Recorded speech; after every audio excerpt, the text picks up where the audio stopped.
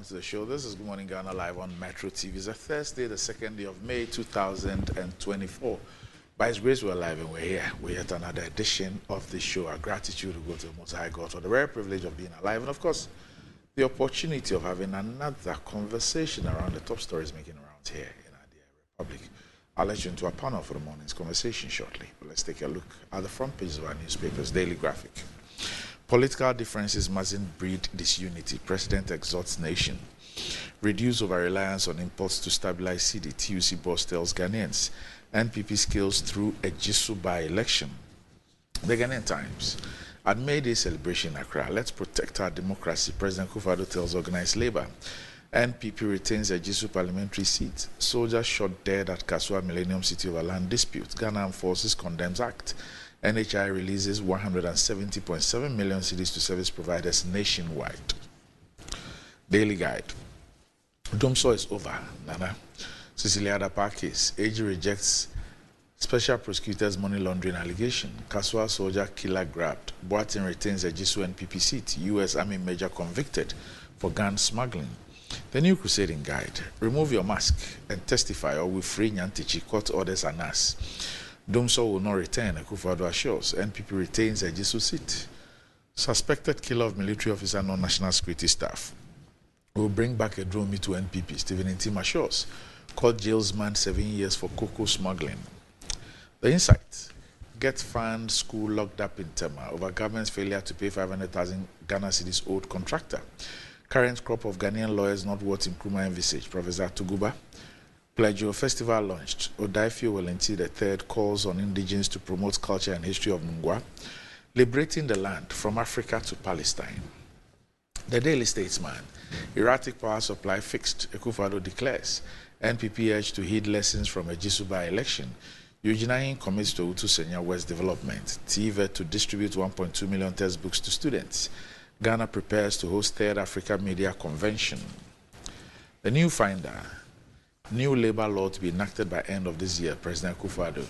Ecobank Ghana announces sterling financial results at 2023 AGM. Link tax payment system to SNIT NHIS benefits. Grau. World market price of cocoa drops by 27% in 2 days. Daily Post. At a Jisu by-election, NPP buys votes with we. National security now running away from Ben Lord ABBEY after he shoots soldier to death. Coming up, CEO of Ghana Gas Company under pressure to sign dubious Ghana Gas Phase 2 contract. And that's about it for the front pages. We'll be back shortly.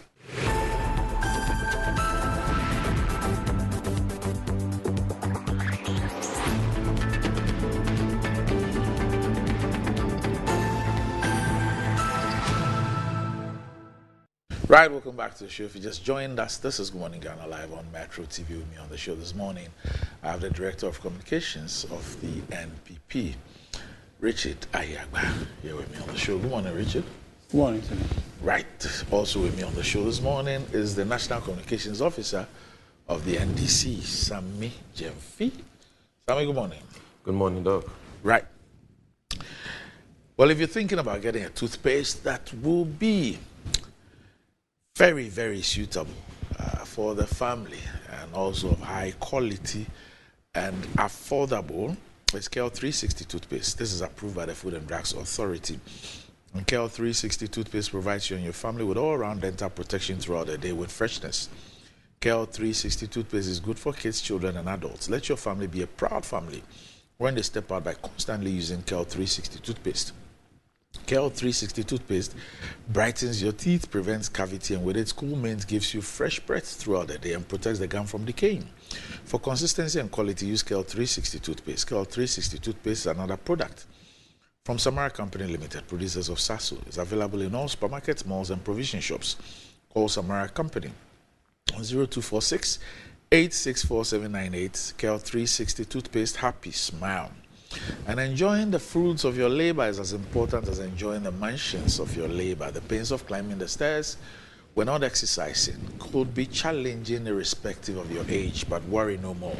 Lift and elevators have got you covered with the best portable American pneumatic vacuum elevators on the market today. It's a simple self-supported elevator for both homes and offices, and guess what? It can lift your goods too. Wheelchairs can fit in and they come in 3 custom-made models. It's affordable and can be installed within 3 days. Visit Lift and Elevators at Sakumon or just call them on 0200-535-515, 0200-535-515, or send a mail to elevatorsgh@gmail.com for consultations and the best solutions in easy vertical movement. Right. Bridget, I guess you're back from a Jisu. Yeah. Okay. You went high. We're told that some people went high and others went low and all that. I just want to take your views on Jisu. I mean, before the elections, at least the persons in your party, officials who had heard speak about the election, spoke about a landslide. I had 80% and all that.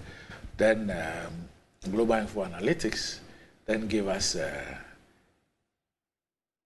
the results of a poll that suggested that it was closer. The MPP candidate was going to win, but it was much closer than what we were being told. And of course, that's a constituency where the MPP is average 80% presidential parliamentary. I think in the previous ones were 82% or so of the elections. And he had a margin of error of 3.4. Okay, now the elections are over. It appears that the closest we could get was Global Info Analytics. They missed it by 1.6% of the poll. But a lot of issues have also come out of the poll. Issues of money buying. Yesterday we played all those videos, so I don't find it necessary to repeat them. But issues of vote buying, issues of starting projects just before there's an election. Even a question was that as in North, what has happened to all those projects that they started? They immediately the elections were over. That was it, and all those things. You were there. What happened? How did the elections go the way it went? We've heard your party chairman talk about talking Edromi back into the party and all that. We had the president, we had the vice president right before the elections. In fact, the president said that it's only an MPP MP who can get him, lobby him for projects. That also has become a talking point on another level. But let me hear you. You were on the ground, and knowing you, I know you were in high throughout the period. And I'm not sure you're one of those who was distributing the weed to the people too. So let me hear you. Well, thank you, Senior, and very good morning to your viewers, to Savi, and to your good self. I think that Juso, the outcome was expected. It's an MPP. Really? Oh, yes. You mean outcome as in MPP? As in the victory, yes. Okay, yes, it was expected. It's an MPP seat, but we didn't consider that as a given and therefore did not work for it. There was every effort in the constituency to guarantee that outcome that we know was inevitably coming. And so there was a lot of work that was put in. With the support of the regional communication officer, Paul Yando, and a team of the communicators in the region did a very extensive work, engaging on a community-by-community basis, talking about why is it that the constituents should return an MPP member of parliament to continue the good works that our deceased brother John Kuma was doing in the constituency. We did that throughout the constituency. The operations team led by our General Secretary, the organizer, were also leading various activities in the constituency. So in essence, we actually canvassed in the constituency for the votes that we got. And by nature of by-elections, you know that turnout is characteristically low. And so what we managed to turn out, or the election managed to turn out, is not anything out of norm. It actually just shows how by-elections are patronized. But if you look at, I think the result ultimately was a a difference of 12 point something percent victory, which is good for us as a by-election outcome. So for us, I think that it was a well conducted election. Our plan and campaign was also very much effective, and the outcome for me is what we have earned, and the issues that have followed, I think that those are matters for further discussion or for people to explore and see whether or not those had any impact on the elections, because I don't think that those matters had affected the election much, because we did work for people to come out and vote. There were difficulties. You bribed the people to come out. You weren't sharing money. No. Apart from the projects that you started just a few days or weeks to the election. Almost everybody was there. You were sharing money. There were people who were on TV showing what they were giving. There were those who also said that they were giving passes. They hoping it was Indian hemp. Oh, I didn't see that one. But you see, so I think that our politics has evolved so much to a point where people set up for different agendas and want to achieve different ends. But what I can guarantee you is that as a party, we went there to canvass. We went there to talk to our people. Yes, there were challenges within the party owing to some electoral issues that people had with internal processes. But those were matters that even in the best of days or in the best of places, you would still have instances like that, because just a human institution, people would wrong people, and so therefore they'll create some internal displeasure for people, and then they would want to make their point and take their pound of flesh. So when we went, these were some of the issues that we confronted and we dealt with, to say that, look, what is principal is the party. The issues to do with interpersonal grudges should not take precedent over what the party's primary goal is, which is to retain the seats. And I think by and large, people bought into that message, and then they worked. Those who worked with us in canvassing, those who were canvassed, came to some understanding to say that, yes, indeed, they will prioritize the party, and they did. And I think that that's the result we saw. All the incidental matters, I think that if the tables were turned, if it was a situation where and the NDC contended that election, it would be the same thing. People would say stuff that they shared money, this, that. But those are not matters for us to really focus on. What we have is a democracy that is working. People came and expressed their view through the ballot box. And in the end, every vote was accounted for. And the total of it is that the MPP won. And I think that is something that we commend the EC for holding the process and ensuring that the compliance that is expected was observed, and the result is what we have. And I don't think that we should focus too much on the side issues. For me, what is important for me is that the election was peaceful, and the result is clear. Nobody is contending the results. The things I've seen, people talking about, oh, we have been giving money here, money there. I don't remember giving any money to anybody.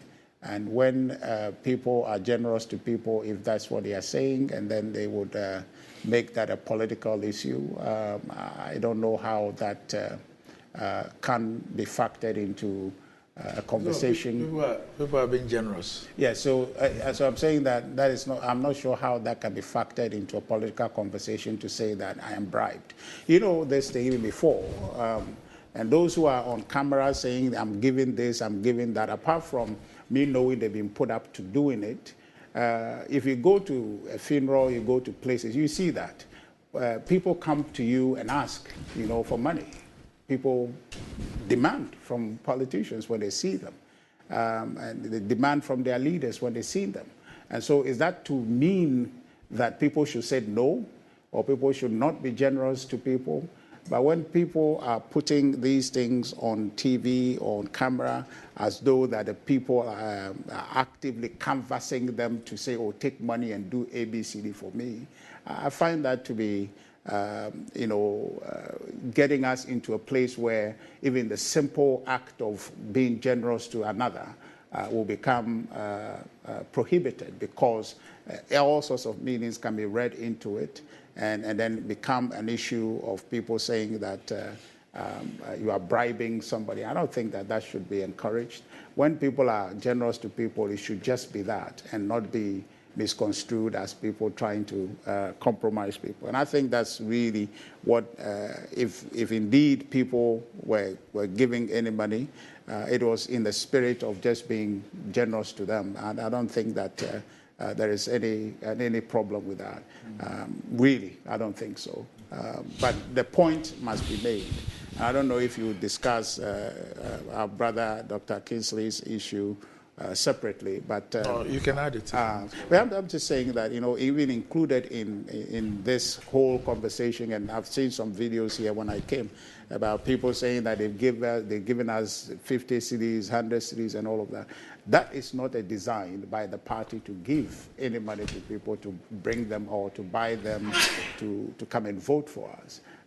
But these are common things that you see. Constituents will ask their leaders for money, and that is not really an attempt to compromise them or to buy their conscience. And the issue with Dr. Kingsley, I have made a comment about that, and I think it's clear that you know him. He's a very straightforward guy. He's a disciplined, responsible person. For what I know about him, I don't think that act there was designed to compromise anybody. Corruption or acts like that intended to corrupt anybody are not done in the open the way he did it.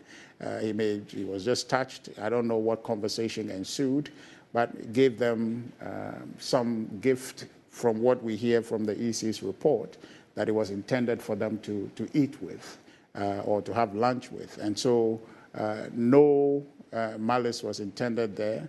No compromise was intended there. And if you see in the video that is playing, you can see that he gave the gift or whatever is in the envelope he gave them for lunch.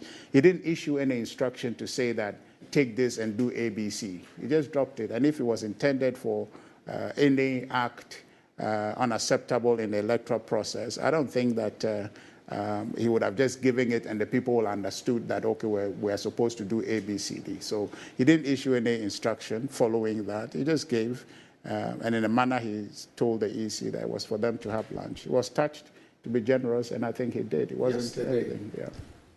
I played a video. There was part of the videos, the issue of the money. But I played a video of 3 persons who said that they had demanded money and gave reasons why, they were making the demands before voting, and insisted that if they were not given those monies, they will not vote. They will get that video ready, and when that video is played, I'll take the views of both of you on that. For me, it goes to the heart of the monetization in our politics, because they make some very, very interesting, they give some very, very interesting reasons why they are demanding to be paid before they vote.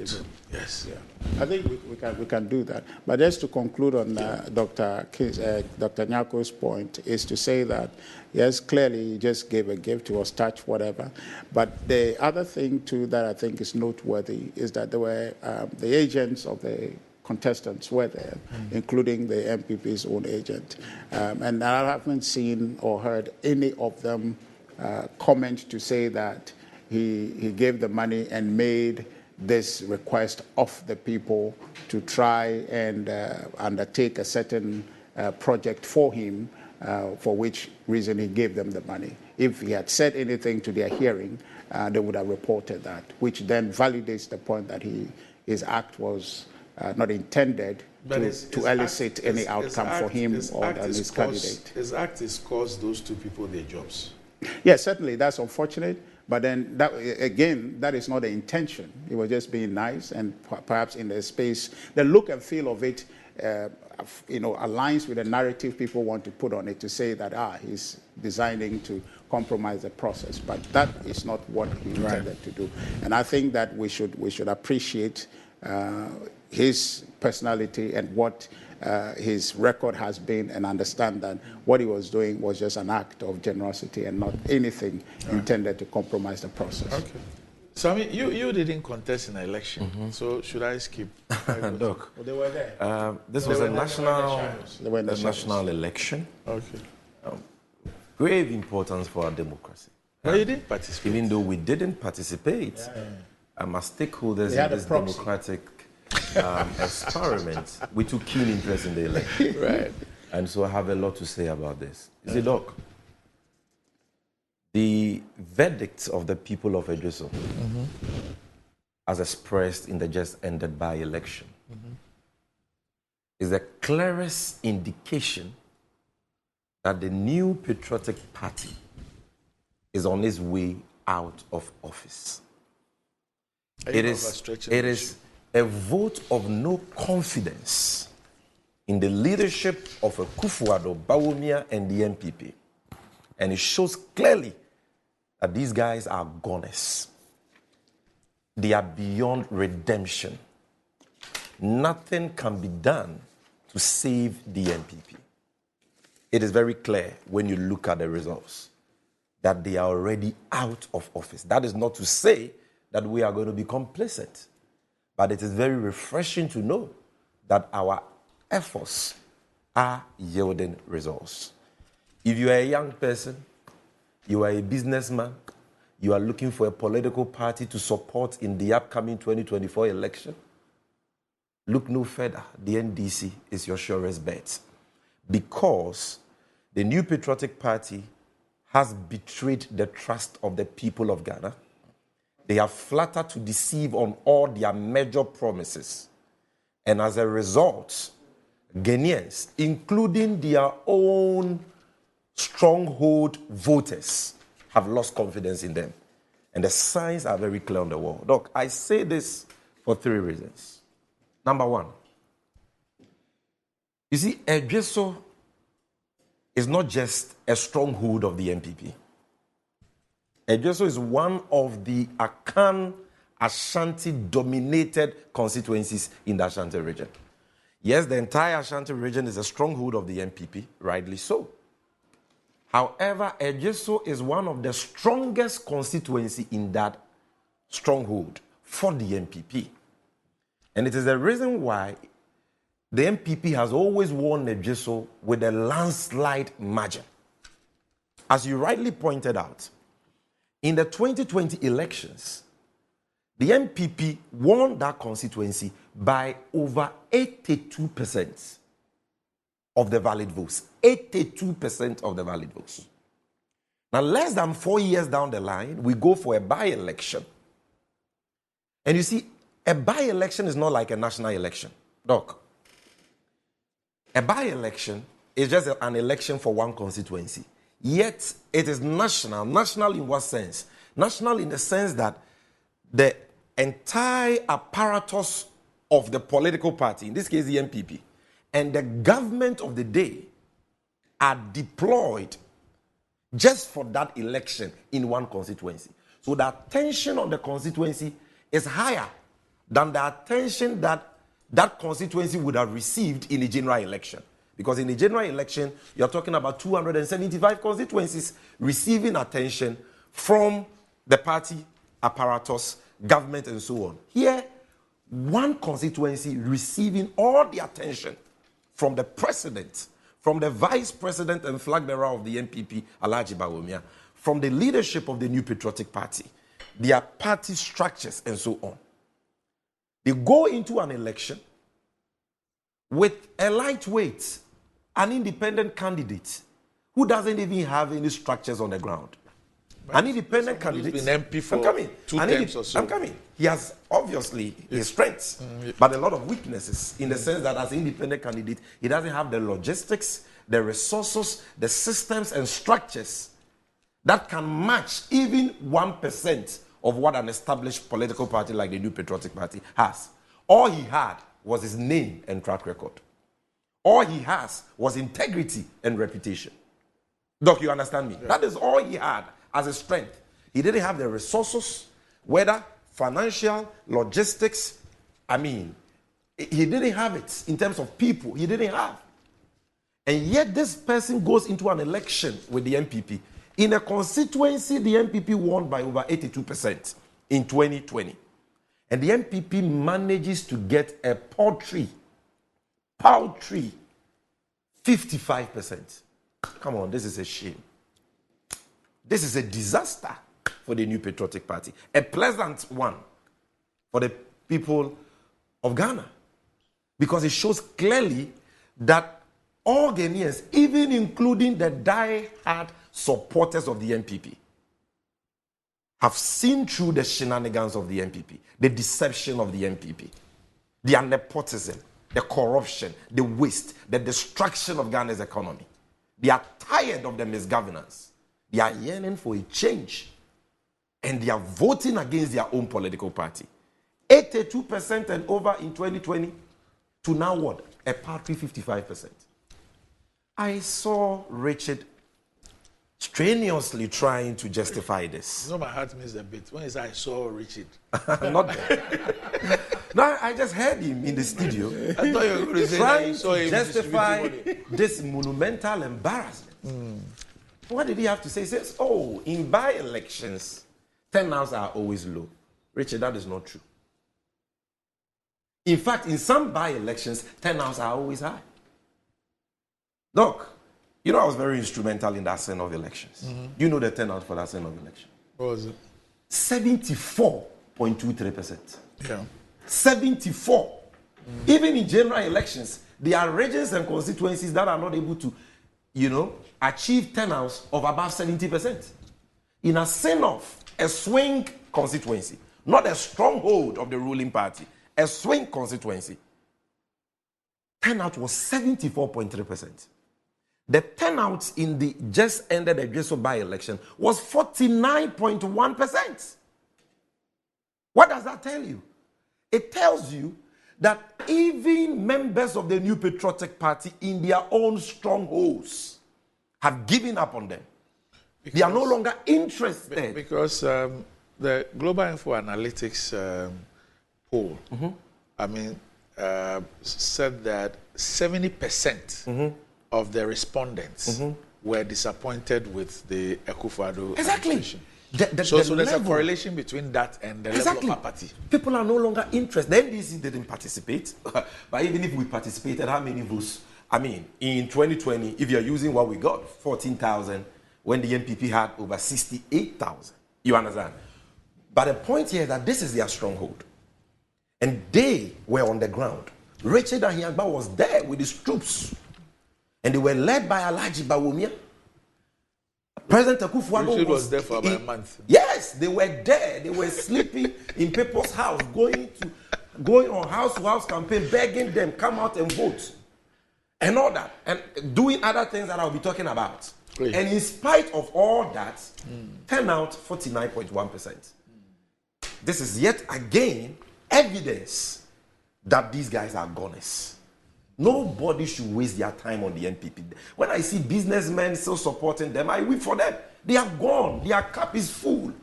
God has given up on them. Ghanaians have given up on them. Because people have seen through their shenanigans and deception. Then you put aside the voter turnout. He says that, in by-elections, because the turnout is always low, your votes can also reduce. You see, we are not talking about nominal votes here. Already I've established to you that the turnout in the Senate of election was way higher, 74.3%. And that was a by-election. So it cannot be said that, turnouts are always low in by-elections. A Senate is a classical example that what Richard said is false. But Doc, he then says that, in by-elections, the votes of political parties usually reduce. I don't know where he's getting that from. your votes will reduce in by-elections. Sammy, I didn't say that. Okay, if you didn't say that, that is fine. But it is instructive to note that your votes, nominally and percentage-wise, reduce. I will not make a fuss about the nominal decline because, of course, turnout was not the same. The point I'm making is that even if there was low turnout, the percentage should reflect the exactly, because we are talking about percentages. It should reflect your strength. So even with the 49.1% turnout, you should not be getting 55% against Aduomi. You should be getting close to the 82% you got. Even if they got say 70 or 75%, you can make a case for them. They went down from 70 below 60 to what? 55. Look, Doc, in the Senate election, I will always cite Asenov because it is the latest one. I was instrumental in that election. Because you won. No, but it is the last by-election we had before this one. Right. And there is a reason why I'm not going to Kumawu, because the Kumawu one has some dynamics that, don't exist in the Edreso and the Asenov, cases. In Asenov, the NDC got 55%. A little over 55% of valid votes cast in the 2020 general elections. 55%. When we went for the by-election, we got over 57%. We got 57.56%. We appreciated by 2.65 percentage points. Our votes went up, showing clearly that relative to Asenov, the people of Ghana have missed the NDC. They believe in the NDC. And they are ready to give the NDC the chance to govern this country again. They've bought into the messages of the NDC. Some have regretted the choices they made in 2020 and 2016 against the NDC. It showed in the results. Why? Because we increased from 55% in the main election to 57% and over in the by-election. In that same Asenov, which was a swing constituency, the MPP declined. Because in 2020, they had 44% of the valid votes. 44%. In the by-election, they came down to 42%. This was Asenov. So in swing constituencies, their electoral fortunes are on a sharp decline. In their own stronghold, sharp decline. 82% to 55%.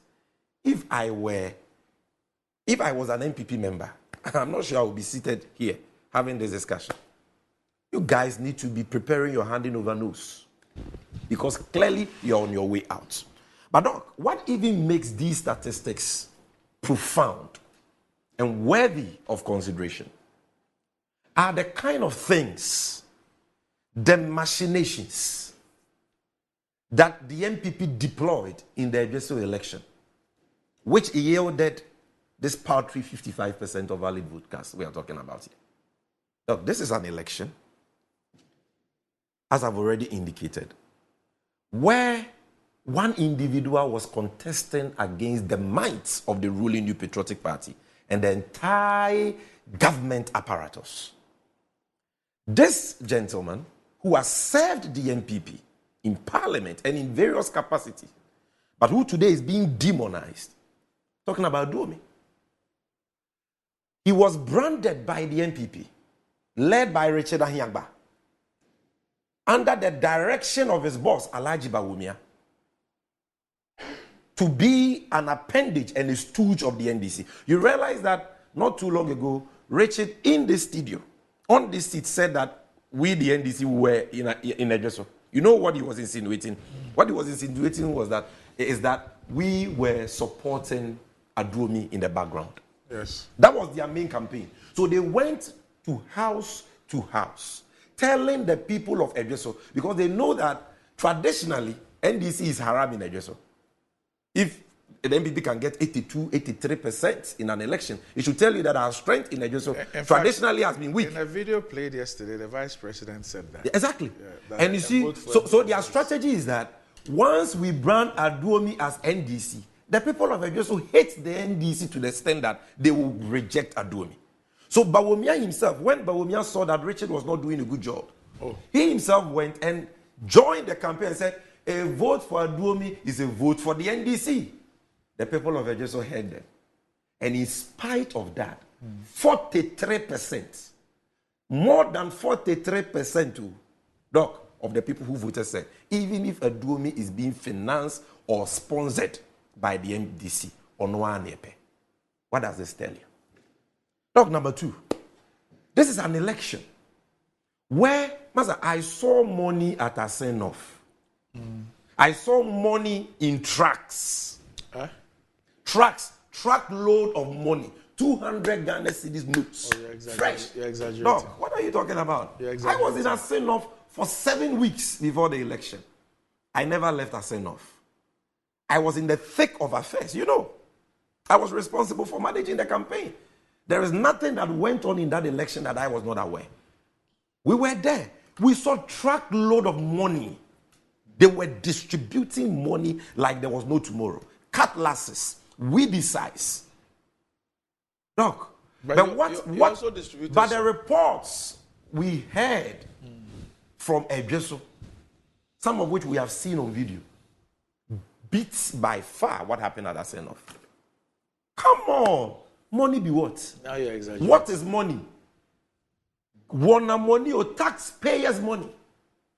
Bundles of money in this time of suffering and hardship for the people of this country being distributed like biscuits, like a brody in Katia. Distributing money in your own stronghold in an election that the NDC, your main contender, was not even participating. You wasted public funds in this manner. People were auctioning their votes because the money was flowing from everywhere. And in spite of all the money they shared, voter turnout was 49.1%. And the MPP had a paltry 55%. Look, you guys, you should be reading the signs on the wall. Your time is up. Your cup is full. Look, the MPP did something that has never happened in the history of Ghana before, in the history of elections before. And you see, we need to take strong exception to what they did. The level of desperation they displayed at Ejoso, I have never seen in any election in Ghana. And that is why I say that that level of desperation beats by far what they did in Asenov. How can you be going for an election in your own stronghold? You are supposed to have the interest, the health, the life, the future of your people at heart. But because of power, the desperation for power, you go distributing marijuana, illicit that's an allegation. Drugs, that's allegation, an allegation allegation by some residents, eyewitnesses, residents who were giving the weed were the ones talking on tape that they brought us the weed. It wasn't one person. It wasn't two people. It wasn't three people. Even a woman, have you seen the video of that woman? Yes. Saying that I saw them bringing the weed, didistributing weed to young people. Look, when I see that, they could have been I'm shocked to the marrow. Yes, we know that these guys are desperate, but I never thought that they could get to this level of desperation. Because I'm a young person. And I get pained when politicians take young people for granted like this and do things that jeopardizes the future of young people. And you hear people say the NDC and MPP are the same. Really? Will you see NDC distributing marijuana to young people? Illicit, illegal substances that can make people mad and destroy the lives of people. You were distributing it. Hey, then general election there, how many rolls of marijuana will you be distributing? That one, the marijuana, you have to import from Jamaica. You have to import a shipload of marijuana. You have to maybe 10 million rolls. One voter, one roll of marijuana. You have to launch that campaign. You see, when a party is bereft of credibility, bereft of ideas, bereft of achievements, they resort to these desperate tactics. That was the lowest point of J.A. Kufuor's, J.H. Mensah's Professor Abrefa Kofi Buzier's UP tradition. Right. The lowest point of our democracy. But after the weed, after the money, they got 55% and the voter turnout of 49.1%. Right. They couldn't even hit 50%. And you know, they didn't just do this. The people of Edgeso, just like the people of Kumawu, the people of Aseno, also saw road projects overnight because of the by-election. And the practice now, it has now become a norm that if you want to see good roads in your constituency, you must pray for your MP to die. Because for Kufuor and the MPP, until your MP dies and there is a by-election, you are not going to see roads. And immediately after the by-election, they will pack and go like they've done in Aseno and Kumawu. So the people of Edgeso should not be surprised to see contractors pack the equipment from those road projects, from those sites, very soon. But they've won the election. Oh, they won in Kumawu. But go and look at the status of those projects they started for votes. It highlights the dishonesty of the MPP. Then, on top of that, the blackmail, the executive blackmail, that is how I will call it, the presidential blackmail of the people of Edgeso. President Kufuor stood on a platform and told the people of Edgeso that, look, you want to see good rules, you want to see development, then vote for the MP, because it is only an MP who can tell me as president to construct rules and I'll construct. Can you imagine, Doc?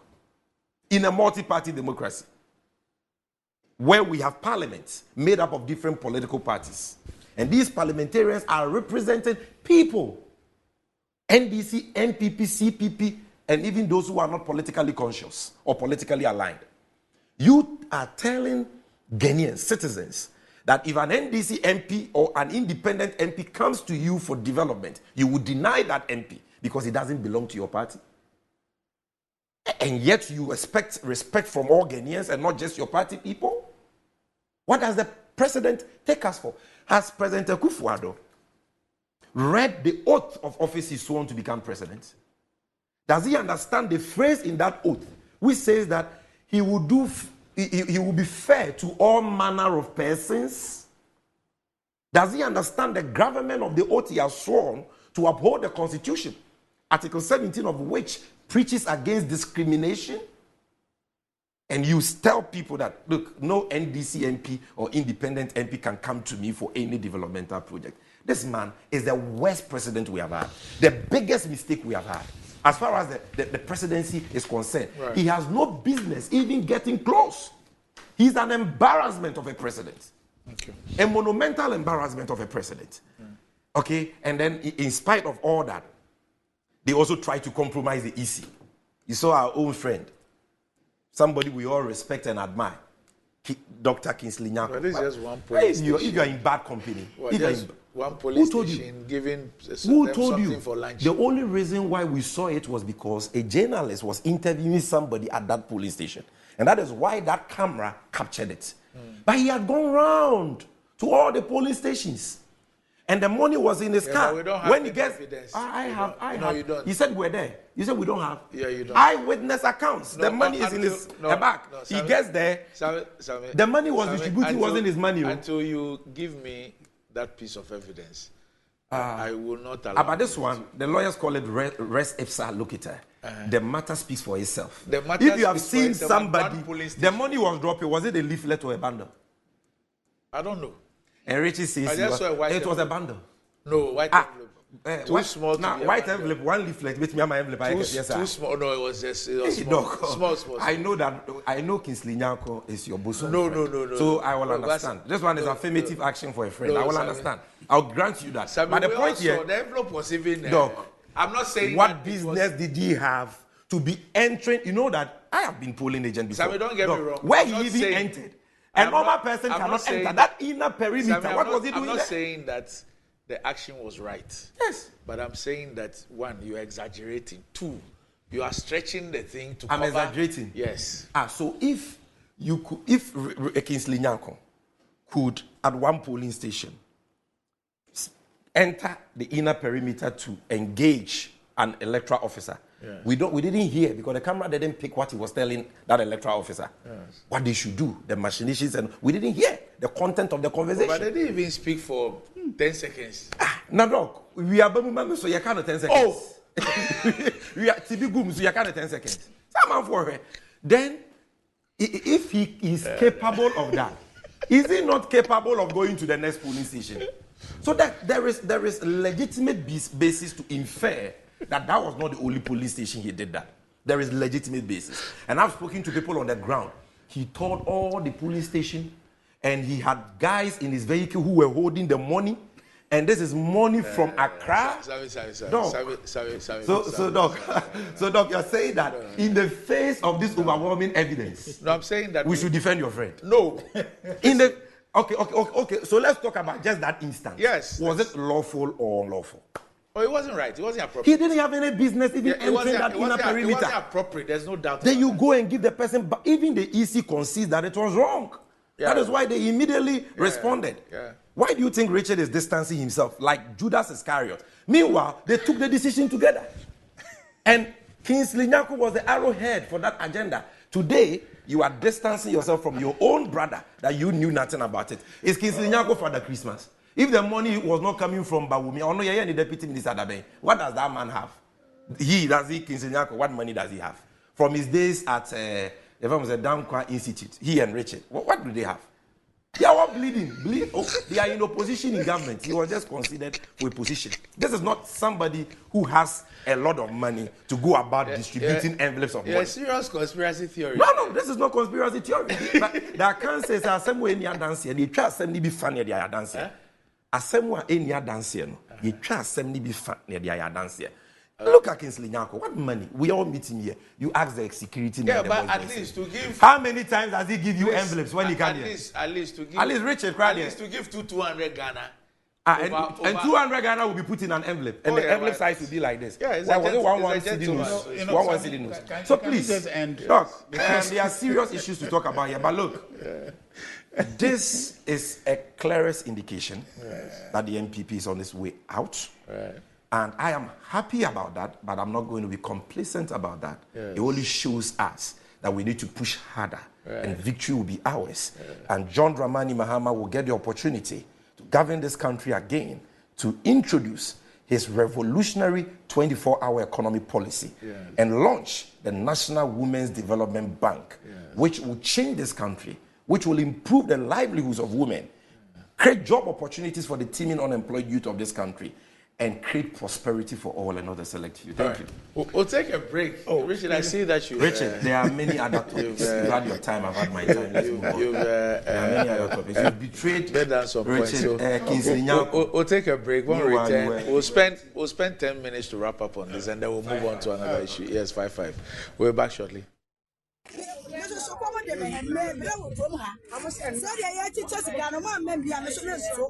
Me kwa to be there wa hase wa be mem ska na meto wa mem ska me to be sa de ma me to me ne ma wo mem ska dia na to e ba sa do me dia me twa ka se ma me be dia me di na nko a do be mem nko a dia to de de se to abanse ya ti ko mi ya se obi age 150 million obi age 250 million akoto aba na do so ti ase senior eti me to me buta ni se me to ma di sika asa na me to ma de ma to aba no se me nya sika ni bia me to e za aba no ko to ma no wonya oba onye ade papa bia ma me nya fa so bia fi so e fa so me nya fi so asa ma di sika ni bia di baka mpani ko di kaje tie wo tie fi beje asani ato so wo se wo ya pani na wo ko to delegate aba no wo ko diska bia na me ko to aba na me ni no smeje 5 million let's me vote me koko vote e se botom about say yes ka ban pani ko na ni ska ti ni ni ska.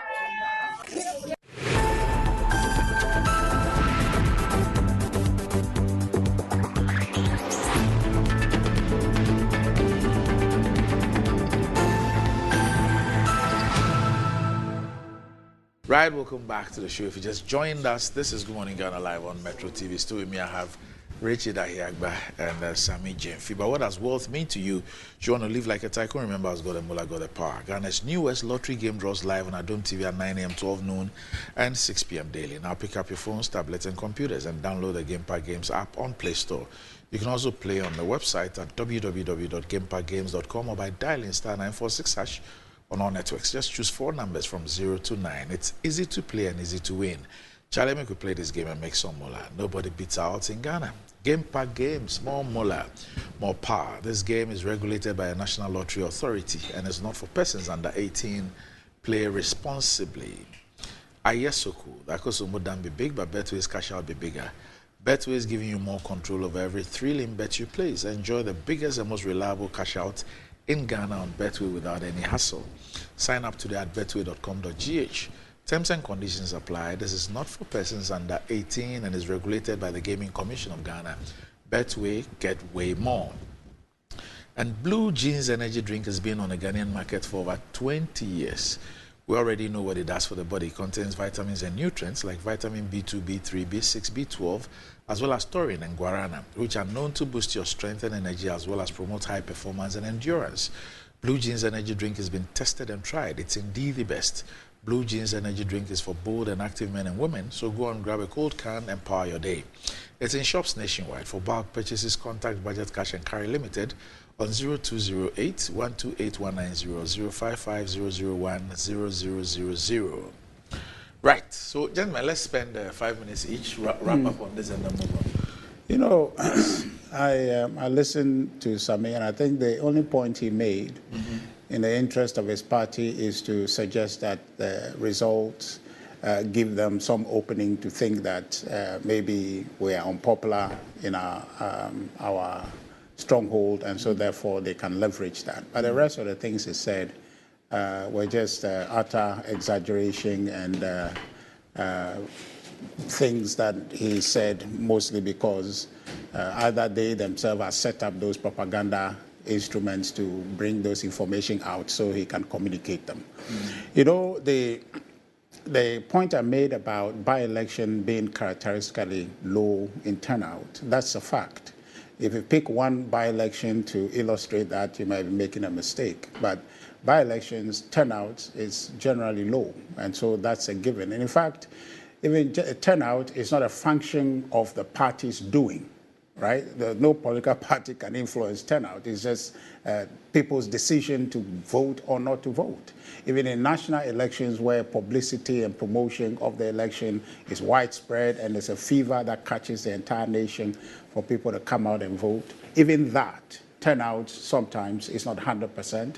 The highest you probably get is about 80 in that region. And so election and where people make decision to go and vote or not to vote is entirely their decision to make. And so notwithstanding the effort that is put in by the EC, by the political party to create a certain fever in the constituency for people to go out and vote, the decision is theirs and theirs only to go out and vote. Now the question about the vote share out of the turnout, I think that that's a relevant conversation to have. And one thing that I will assure Sami in that election, if he's looking at the 55.8% to be the MPP's vote share in that election, he may be misled because Ediomi campaigned as an MPP. That's what he did. He campaigned as an MPP. There were places, communities that I went to, you know, that we hear. He goes to a community and tells the people, he did house to house. He's talking about doesn't have infrastructure. He goes house to house and tells the people that if they vote for him, ultimately it would add to the MPP vote. Okay, so you should vote for Ediomi and it will be counted as MPP vote. That's what he went about telling people. So he campaigned exclusively as an MPP, leveraging his MPP record to campaign. So you can quite simply add the 43.3 he got to the MPP's 55.8%. All that vote would have gone to MPP if Ediomi was not in that election. Okay? So don't be misled in thinking that 55.8% is all we got. Our vote went to him. Now, one thing also is that we had difficulties in the constituency to do with internal issues. That has been admitted. And I think that the national chairman went on a bit on that tangent to indicate that we would try everything we can to bring Ediomi back to the party. He is a consummate MPP person. He's run that constituency on 3 on 3 occasions as MP, 12 years as an MP. So that person has name recognition, he has identity as an MPP, and he campaigned as an MPP. So that outcome, 55.8, is not what MPP got. All our vote was split, and he got some of it. And so that's the key point that we want to make. You see, the issue with the president's comment, and I think Sami made reference to that, oh, it's only MP who can lobby me to build roads or do whatever. It is directly linked to the campaign Adeomi was doing in the constituency, that only he constructs roads, that he can construct roads, and that he didn't give credit to the fact that he was able to do those things because of the platform given to him as a member of parliament and a deputy minister for roads and highways. He was claiming those things as his personal effort. So it was to straighten the record. And by the way, how is it wrong if he's saying that if an MP speaks to me about ABCD, that can be done? It is not discriminatory in any shape or form, but it was to address the misinformation Adeomi and his campaign people were carrying across in the constituency. So the president was well within his right to have said those things, and I think said was that it is only an MPP who can come to him and lobby him. Yeah, in context to say what Adeomi is about in the constituency, saying that he facilitated the construction of any road in the constituency. Because for me, sitting from the outside, if I listen to that rhetoric of the president, I agree. That's how I have to explain it to you. I juxtapose it against a Kofi. Yeah. When the chiefs and elders called on him, and his comment about the fact that their refusal to retain the MPP is what has made him forget about them in terms of their development. If I take that one and I take what he said at Ejisu, it clearly is telling me about the thinking of a man. No. Well, it's not just a one isolated case. Yes. I don't even want to add the flood, the spillage one. Yeah. But it tells you, when you look at them, it tells you that it's not a one-off where you can say that I can understand your issue of context and all that. But if you look at other utterances in that space, it's giving a pattern. Yeah, well, so you can conclude that way, but that is not. What I mean is that he was speaking to an issue to electorates who, if they don't get the fact, could be misled by his misinformation, and therefore he needed to straighten that fact. So I think that on balance, what the outcome of Ejisu is, we know clearly what we have to do. The problem is internal. The national chairman is pointed to it. We'll deal with it. And these are interpersonal grudges that are, morphing to become a party issue, but those will be dealt with. There's already a committee, regional committees across the 16 regions that are facilitating reconciliations across all the constituencies. But additional effort will be made to ensure that Ejisu, the local issue to do with internal elections, which has festered and become a problem that we had to deal with in this election, will be addressed. These are personal issues, and I think that the region would lead on resolving some of those issues. Once those issues are resolved, see, I tell you that the New Patriotic Party will win this election. The NDC, Sami is talking about some 24-hour economy that we have already informed Ghanaians that is a fallacy. It's not anything that is going to happen. But what will happen and what Ghana should look forward to, really, for the basis for voting for Dr. Alhaji Mahmoud Bawumia for the presidency of this country on December 7th, is his innovative idea. And I think that, Senior, you should agree with this, the innovative idea of backing our cedi with our gold. That is what the Saudis have done. That's what they have done rather expertly. And I think that if we did that in Ghana, which is one of the principal ideas that Dr. Baumia is going to bring, we will be able to stabilize our city. So you know that did the Saudis start that this year? Huh? Did they start that this year? Well, but Dr. Baumia, with that foresight, is going to start it from a place, and then we'll carry on. For 7.5 years, he didn't have that idea. Well, I think that you know that, Sidia. Yes. You know the vision that we carried. Yes. When we came into government, the pursuit was to stabilize the economy. That was done. The idea was to diversify economy, focus on production. That was done. Huh? Of course. You can say that we haven't entirely succeeded in that production orientation, but that is being done, and it is historic that in a 7-year term or in an 8-year term of any government, we have achieved that measure of ensuring that industries or factories were created to advance the goal of production. That has been done.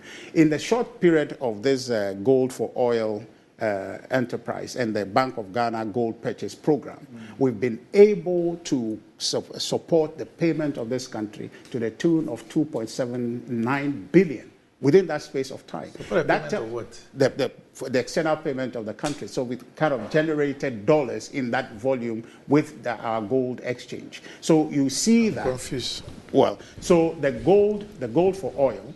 No, I'm not asking you to explain. Okay. The Gold for Oil initiative has brought in excess of 2.79 billion. And how has that impacted on fuel prices? Well, we're saying that. And how has it impacted on the stability of the obviously it has. You know where the fuel prices were before the Gold for Oil. It has dropped. A lot needs to be done.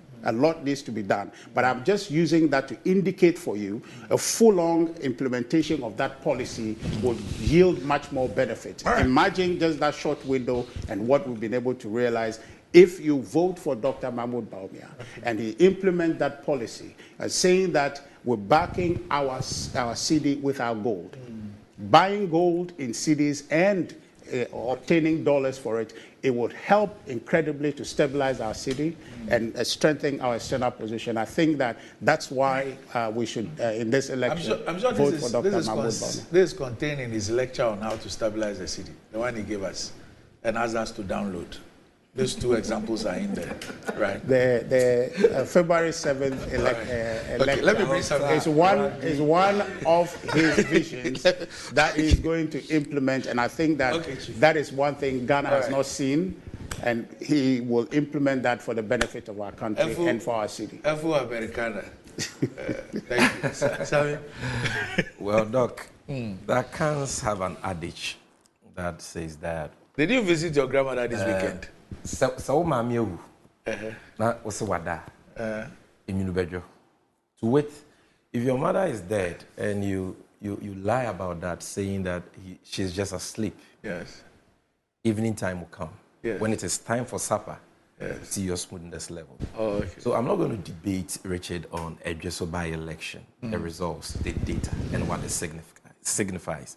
I have given you facts on voter turnout, comparing that to that of Asenov. I have given you the data showing their dwindling electoral fortunes, not only in Ejeso, but also in Asenov.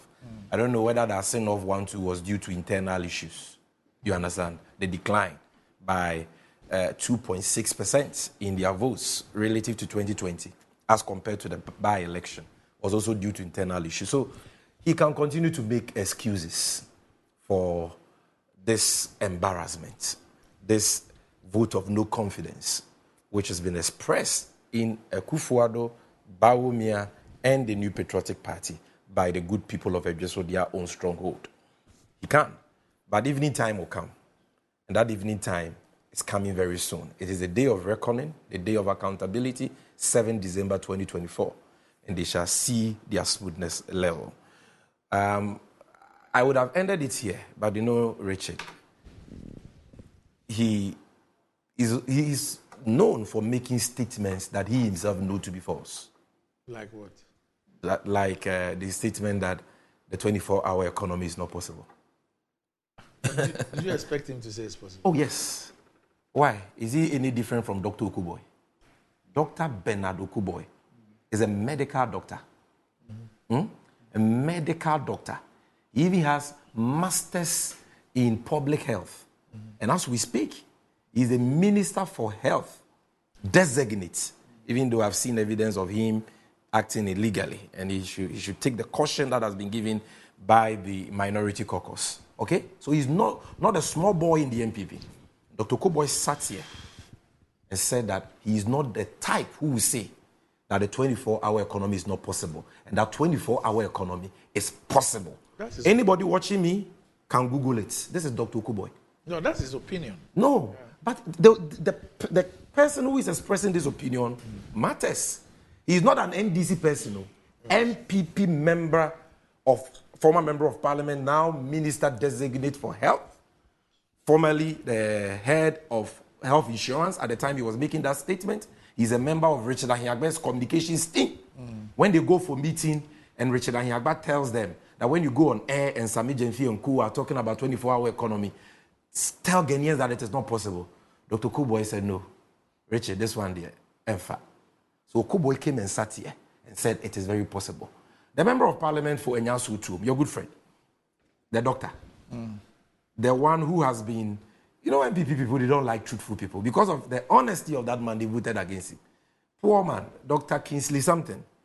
Doc, help me with his name. Kisi Dixon. A doctor, PhD holder. I know Richard is still. No, he's a medical doctor. He's a surgeon. A surgeon? Yes, a surgeon. Wow. A surgeon. Surgeon. He came and sat on this very platform. American trained surgeon. Yes. He says MP praises Mahama NDC for 24-hour economy proposal. These are the honest people in your party. Members of your communications team. And they said this on this platform. Anybody watching me, you can Google it. Then aside that, do you know the meaning of Trade Union Congress? That's organized labor. They speak for all workers in Ghana. Doc, I lie? They are not NDC or MPP. Trade Union Congress, the body for all workers. Mahama 24-hour economy, a game changer. Who are you, Richard Ahiagba, to say it is not possible? He's a when citizen of TUC Ghana says, with his own mind. Is that what? He's a citizen of Ghana with his own mind. When his own party people are saying, Masa, they are okay in the Jaika. But his flag bearer has put 24. Oh, please. And senior members of the team, you know, Okuboy, they've been around before Richard came on the scene. You understand? They have seen that what Alhaji Bawumia is saying about the 24-hour economy, it won't help. You think that if Okuboy was not doing something right, he would have been made Minister for Health designate? Who is joking? Dr. Okuboy, anybody watching me, read. He says, 24-hour economy. I am not the kind who will say it is not possible. Dr. Okuboy, and the picture there, you see his bow tie. This is Metro TV Ghana. Our studio here. Organized labor. Aside organized labor, GUTA, Ghana Union of Traders Associations, plural. They have endorsed the Mahama 24-hour economy. Ghana Union of Traders Associations. You know better than them. You know better than organized labor. Institute for Economic Affairs. Listen to what they have said. 24-hour economy, apt for a country with high unemployment. Institute for Economic Affairs. This was said by Dr. Kwache, the man with that punk haircut. It's called Dr. Kwache, right? Then Federation of Labor, the organization comprising of different labor unions. Federation of Labor supports 24/7 economy proposal, GNA. All these things are headlines. Google them, you see the stories. NUCS, National Union of Ghana Students. NUCS endorses Mahama 24-hour economy policy. NUCS, your own Alan Chemantin, who has now left you to form his Butterfly Party, who was at the helm of affairs at the Ministry of Trade and supervised the implementation of your so-called one district, one factory, which you all brag about. That minister, Alan Chemantin, look at what he told you on 24-hour economy. Very, very profound. You lack, Richard, he's talking to you. You lack understanding in politics.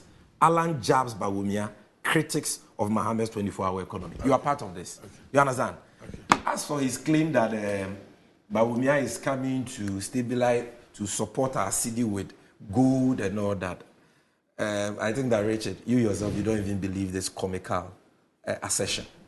I can't say that Kwatre Kwasho be mount to my TND. This is a man who had one single task. Chairman of the economic management team. His key responsibility was the stability of the city. The man who appointed him as his vice told all of us that I brought Bawumia because of his expertise in managing the city. And so he is my surest bet relative to my agenda to stabilize the city. Today you need 14 Ghana cedis to get $1. Businesses are collapsing because of that. Importers are collapsing. And we are all feeling the brunt of that, the hardships that has caused. You have if you have respect for the people of this country, you will be apologizing to viewers this morning about the high dollar rates owing to the recklessness and the mismanagement of the Bawumia-led economic management team. You will not come and rub salt in our wound, add insult to injury by promising us a phantom comical policy to support our city with good. Where was that idea in the last 7.5 years? Where was that idea? Okay, Sammy. So please, stop disturbing our We need to move on. But yes, in the course of our discussion about Ejisu, the issue of Professor Dr. Kingsley Nyaku, whatever happened at Ejisu has come up on the discussion. I have this statement from him. Yes, from him. Okay, so it's come to my attention that there is a video in circulation in which I was seen picking a white envelope from my back pocket and dropping it on a table in front of 2 Electoral Commission officers. I would like to state that on the 30th of April 2024, when the Ejisu by-election was being held, I was selected by my political party, the New Patriotic Party, to supervise 5 polling stations in Fumesua. During my numerous rounds and upon reaching the Pentecost Church polling station, I interacted with the officers to find out if the election process at the polling station was coming up well and the numbers that had registered at that time. The officers indicated that the process was smooth, but at that time their food had not been delivered. I then asked them if they would be okay if I offered them lunch.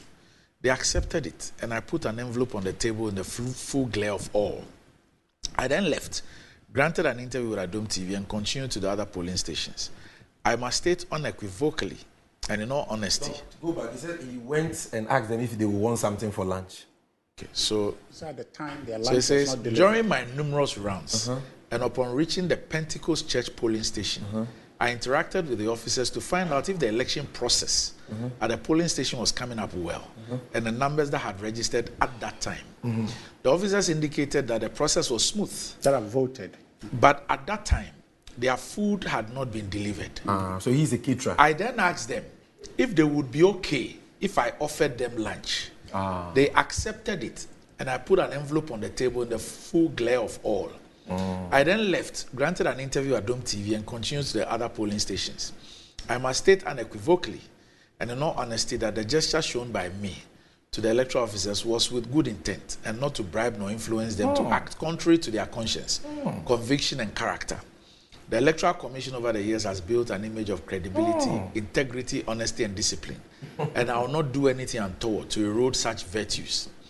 I've endeavored over the years to build an image of integrity, credibility, honesty, kindness, and discipline, and I will not do anything deliberately to diminish it. In fact, those who know me will attest to that. Although I acted in good faith, it seems my good intention and action have been misconstrued to mean I have bribed or influenced the electoral officers. That was not the case. I did not bribe anybody. As unfortunate as the incident is, I'd like to apologize to the Commission and the citizenry and assure all and sundry that such an act will never happen again. As unfortunate as the incident is, I would like to apologize to the Commission and the citizenry and assure all and sundry that such an act will never happen again. I will also gladly submit myself to any process to establish the truth of what transpired at the polling station on that day. Thank you, Kingsley Nyaku, MP, Kwadaso. No, just 30 seconds on this. If our brother wanted to offer an unqualified apology, he should have simply done so. The justifications and the explanations he's mounting he needed to explain what happened. You see, we all have a support for him because he's a panel. On the basis of what he said, no, Doc. At least Doc, there's Doc, something I said that I didn't know. Doc, let me tell you something. That's if it's the truth. Doc, let me tell you something. You see, when you're giving bribe to police officers in in the full glare of the public and they want to collect the thing without its raising attention. Oh. Look, when anybody listening to me, go and watch the video. Listen to me. When Kingsley Nyako offered the envelope, the lady refused to take the envelope from his hand. If you like, play the video. So he dropped it on the table. Go and watch. If it was for food, mere lunch, the girl would have gladly collected with both hands. There's a song with the lady was uncomfortable, but Kingsley was giving her there's a song with the title Funny Form. Funny Form. Doc, am I lying? Because he offered the money. We don't have time. Let's leave it. No, listen. We need to move on. If I'm lying, tell me. In the video, he offers the envelope. The lady doesn't take the envelope from his hand. Then he drops it on the table. Funny Form tricks. Okay, all right. Yes, you're right. You know, Samir is trying to. I thought we were done there. No, look at that. Just on this one. You said something. So I think Samir is trying too hard. Okay. You know, the point is that he needed to state why he did that, and he's done that. I think that that should be the end of it. I concede that the look and feel of it. Yeah. People are right in their means to want to say that it is designed to compromise, but it's not. Okay. He has told us it's not. It may be construed that way, but that was not his intention. Okay. He just merely was generous to the people, and that's it. I didn't know the context that actually at the time their lunch had not been delivered. Richard, so if he learned that... I'm learning that even the incident happened before lunchtime. Oh.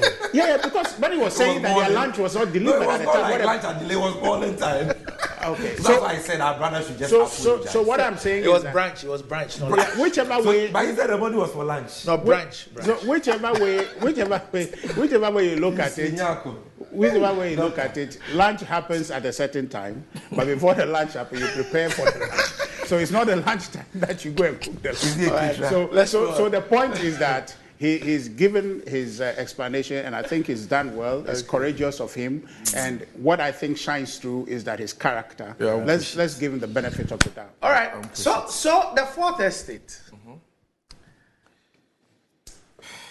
broke the news that there was something going on, and that thing was guzzling hundreds of millions of our money.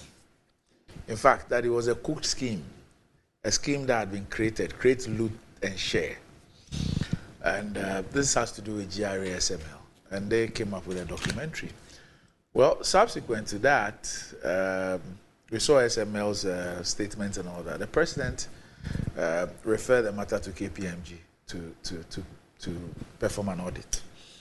KPMG have since presented their report to the president. The president has not made that report public, but he has issued a statement in which he tells us of some key findings by KPMG, and then some recommendations by KPMG, and his position on those ones, or his recommendations, or his directives, pursuant to what he has told us is in the KPMG report.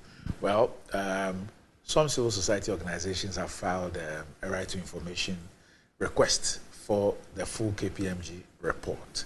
That is yet to be acceded to. Well, there's been a lot of talk about this thing. 3 or 4 days ago, the NDC held a presser, and it was addressed by you, Sammy. What are your issues? Look, thank you very much. You know, since this matter broke, I have been very silent on it because it's an issue that is a bit technical, and I wanted to apprise myself of all the relevant facts before coming to any conclusions on the matter. But when a scandal like this comes out, you need to hear all sides. I watched the documentary, which was put together by the Fourth Estate with the support of ASEP. And for a long time, I had not gotten the detailed accounts or counter-narrative of the SML. I saw a few statements they issued on the matter, but last Saturday I had an opportunity to watch their public relations officer on Newsfile. and listen to a more detailed response from the perspective of the company on the issues that the Fourth Estate had raised. And look, I am totally appalled and disgusted by the damning and chilling details of the scandal. Yes, we know that this Akufo-Addo NPP government is and has been the most corrupt in the history of Ghana. We know they have over 100 corruption scandals to their name. And I know many Ghanaians who have become numb to corruption scandals. They talk about corruption scandals under this government because it's been one too many. The scandals are just numerous. Okay. But I am still shocked. I am still disgusted about this particular scandal because of the nature of it. And if you understand the scandal well, you see a lot of people are talking about SML, SML, SML. Look, not many have taken their time to study the facts. Not many appreciate what the real issues are. If you understand it, you'll be angry. If you understand the scandal, you will weep for Ghana. Because it is the biggest rape of the public purse in recent time. No scandal beats this one. And you see, we as a political party, the NDC, decided to wade into the matter because of the recent attempt by the Akufo-Addo NPP government to cover up this serious issue. There are clear cover-up attempts or efforts being made by the government. And as a responsible opposition, we are duty-bound to speak, and that is why we spoke. You see, and the reason why those watching must pay attention, those who can speak must speak up, is that we are talking about billions of Ghana cedis gone down the drain. At a time when our nation is faced with economic bankruptcy, our country is faced with an economic mess which is affecting all of us. The SML scandal is just unacceptable. Now, what are the facts? So you know that the NPP won the 2016 election, and by virtue of that, President Akufo-Addo and his vice Alhaji Bawumia were sworn into office on the 7th of January 2017. 7 January 2017. Then a new company was formed immediately after, 37 days after. A new company was formed called Strategic Mobilization Ghana Limited, SML. It was incorporated on the 14th of February 2017, Valentine's Day. Look, the stated capital of the company is 10,000 Ghana cedis. The paid up shares of the company is 10,000 Ghana cedis.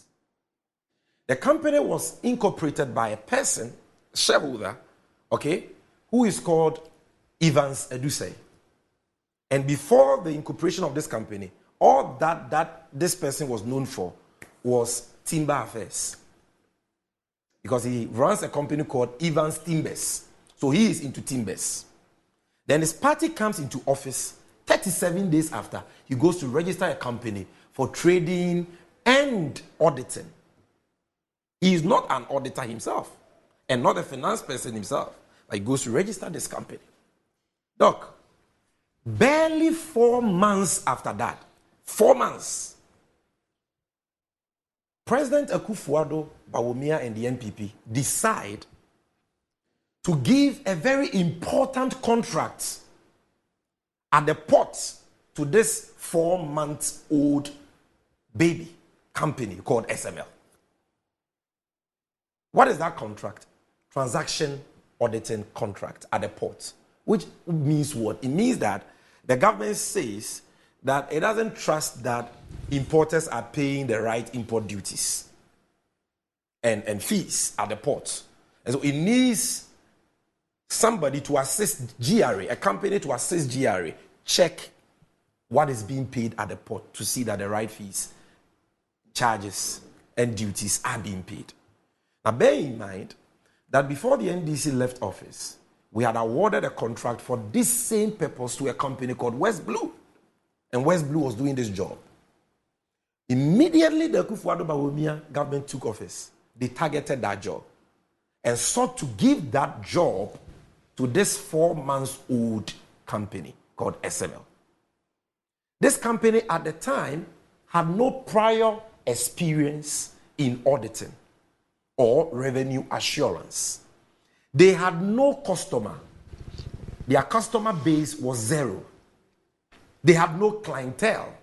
They had done no job before. I've heard their PRO say that, oh, we procured a system from Texas and expertise from here. Look, elementary company law, a company is distinct from the personality of its shareholders. The experience of the directors or workers of a company is not the experience of the company, because the two are distinct. That is right. It's complementary. Complementary, but you can't say that it is for the company because it can't substitute. Exactly, because the workers can leave at any time. And what happens? It becomes an added advantage. An added advantage. So at the time they had no such experience, the government sought to give them this job at the ports that I've already explained. And what was the issue is not the fact that they sought to give them a job when they were only 4 months old, doc, but that they sought to give them the job through sole sourcing. You recall that in opposition, the NPP said sole sourcing was tantamount to corruption. Doc, you recall? Mm-hmm. They said anything that has sole sourcing in it was corruption. So when they came into office, they told us that sole sourcing was going to be a thing of the past. They even appointed a minister for procurement. Procurement breaches were deemed as an abomination by the NPP. They've been prosecuting people for procurement breaches, some of whom they have jailed in the NCA case. They removed an EC chairperson on the basis of alleged procurement breaches. And then they come and decide to give this juicy contract, which was already being performed by West Blue, to a 4-month-old company on sole sourcing basis. Between June 2017 and September 2017, according to the president, 3 separate requests for sole sourcing to engage SML on sole sourcing basis were made to the PPA, and all of that were flatly refused by the PPA, because sole sourcing is governed by law, Section 40 of the Public Procurement Act 2003, Act 663. You can only sole source a contract to a company where the company has exclusive expertise, or where there is a crisis, or where a transaction is of an urgent nature. None of these conditions existed in the case of government's attempt to engage SML. So all the requests were refused, rightly so. Then, Doc, this government, hell-bent on achieving whatever sinister agenda they had, decided to defy the PPA. That you won't give us approval to engage SML on sole sourcing, fine. Through the back door, we will engage them. So what did they do? They now engage SML as a subcontractor of West Blue. They impose this 4-month-old company on West Blue as their subcontractors. But because that is a government work, a public service that West Blue was engaging for the government, that agreement which engaged SML as a subcontractor to West Blue should have gone through the procurement process. No, it didn't go through. That was when the criminality, the illegalities, that is when it started. According to the president, all these facts are contained in the statement issued by the president. And look, in addition to that, the GRE adds another layer to the task of SML, which is external price verification. What does that mean? Sometimes we confuse people with the jargon, so I like to break them down. What it means is that when you bring your goods into the country, the import duty you pay is determined based on the price you bought that item outside the country. And so because of that, a lot of people lie about the price they buy those imported items so that they can pay lower import duty. So they needed a company which could deploy a system of verifying the external prices importers give for their items they bring into the country. And they gave this contract to this same SML. Then in December 2018, West Blue is kicked out. Their contract ends under bizarre conditions. It is not extended. And this SML is asked to now take over the work of West Blue at the ports as the main contractor. And this doesn't also go through the procurement process. Doc, in addition to that, the Kufuor Bawumia government says that players in the downstream petroleum sector, the OMCs who sell fuel at the fuel stations, the BDCs who bring fuel from outside the country into the country, they suspect that they are not paying correct taxes to GRA. So they want a company that can deploy a system to check that. That's what we call the downstream petroleum audit services. So they award this new contract to the same SML. Here again, they don't go through any procurement process. Not even sole sourcing. They didn't go through any procurement process at all. They don't present this to the GRA board, who by law, and I know you are a stickler for corporate best practices in corporate governance, the GRA board doesn't even get the opportunity to discuss and approve the transaction. And without the board approving it, the GRA Act says GRA cannot enter into such a contract. So they breach the GRA Act. They breach the Public Procurement Act.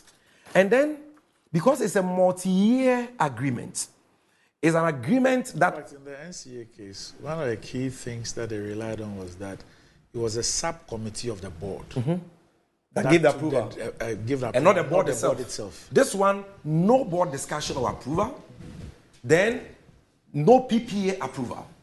Then, no parliamentary approval. You know, Section 33 of the Public Financial Management Act, which is our accounting law, which governs the utilization of public finances, says that when any state agency is engaging, it says in covered entity, including state agencies like GRA, if they are engaging any contractor, signing any contract, which goes beyond a year, Parliament must consider that agreement and approve it. In this case, all these agreements, whether it's a transaction audit agreement, the external price verification transaction, or the downstream petroleum audit transaction, none was presented to Parliament for approval. So, one transaction violating 3 different laws of Ghana. Then, Doc, after doing all this, what is even sickening is the kind of job they gave SML. So, in the case of the downstream petroleum audit services, they say we don't trust that the OMCs and BDCs are paying the right taxes because there is a gap between the volumes of oil that is declared as having come into the country and the volume of oil for which GRA receives tax for. But they forget that there are certain technical issues that lead to reduction in volume. So you can never have the volume of oil that comes into the country being equal to the taxes that are paid to GRA on them because of evaporation, because of leakages, spillage, stealing of the oil. You understand? And other practices that can lead to losses. In fact, there are some that are bound for other countries. Bound for other countries and so on. They come and then it is exported to another country and so on. However, genuinely, there are incidents where OMCs sell the fuel or BDCs sell the fuel and they fail to pay the necessary taxes to government. Now, the NPA, which is the regulator for that sector, know that this is a challenge. And they have already deployed systems to deal with this challenge.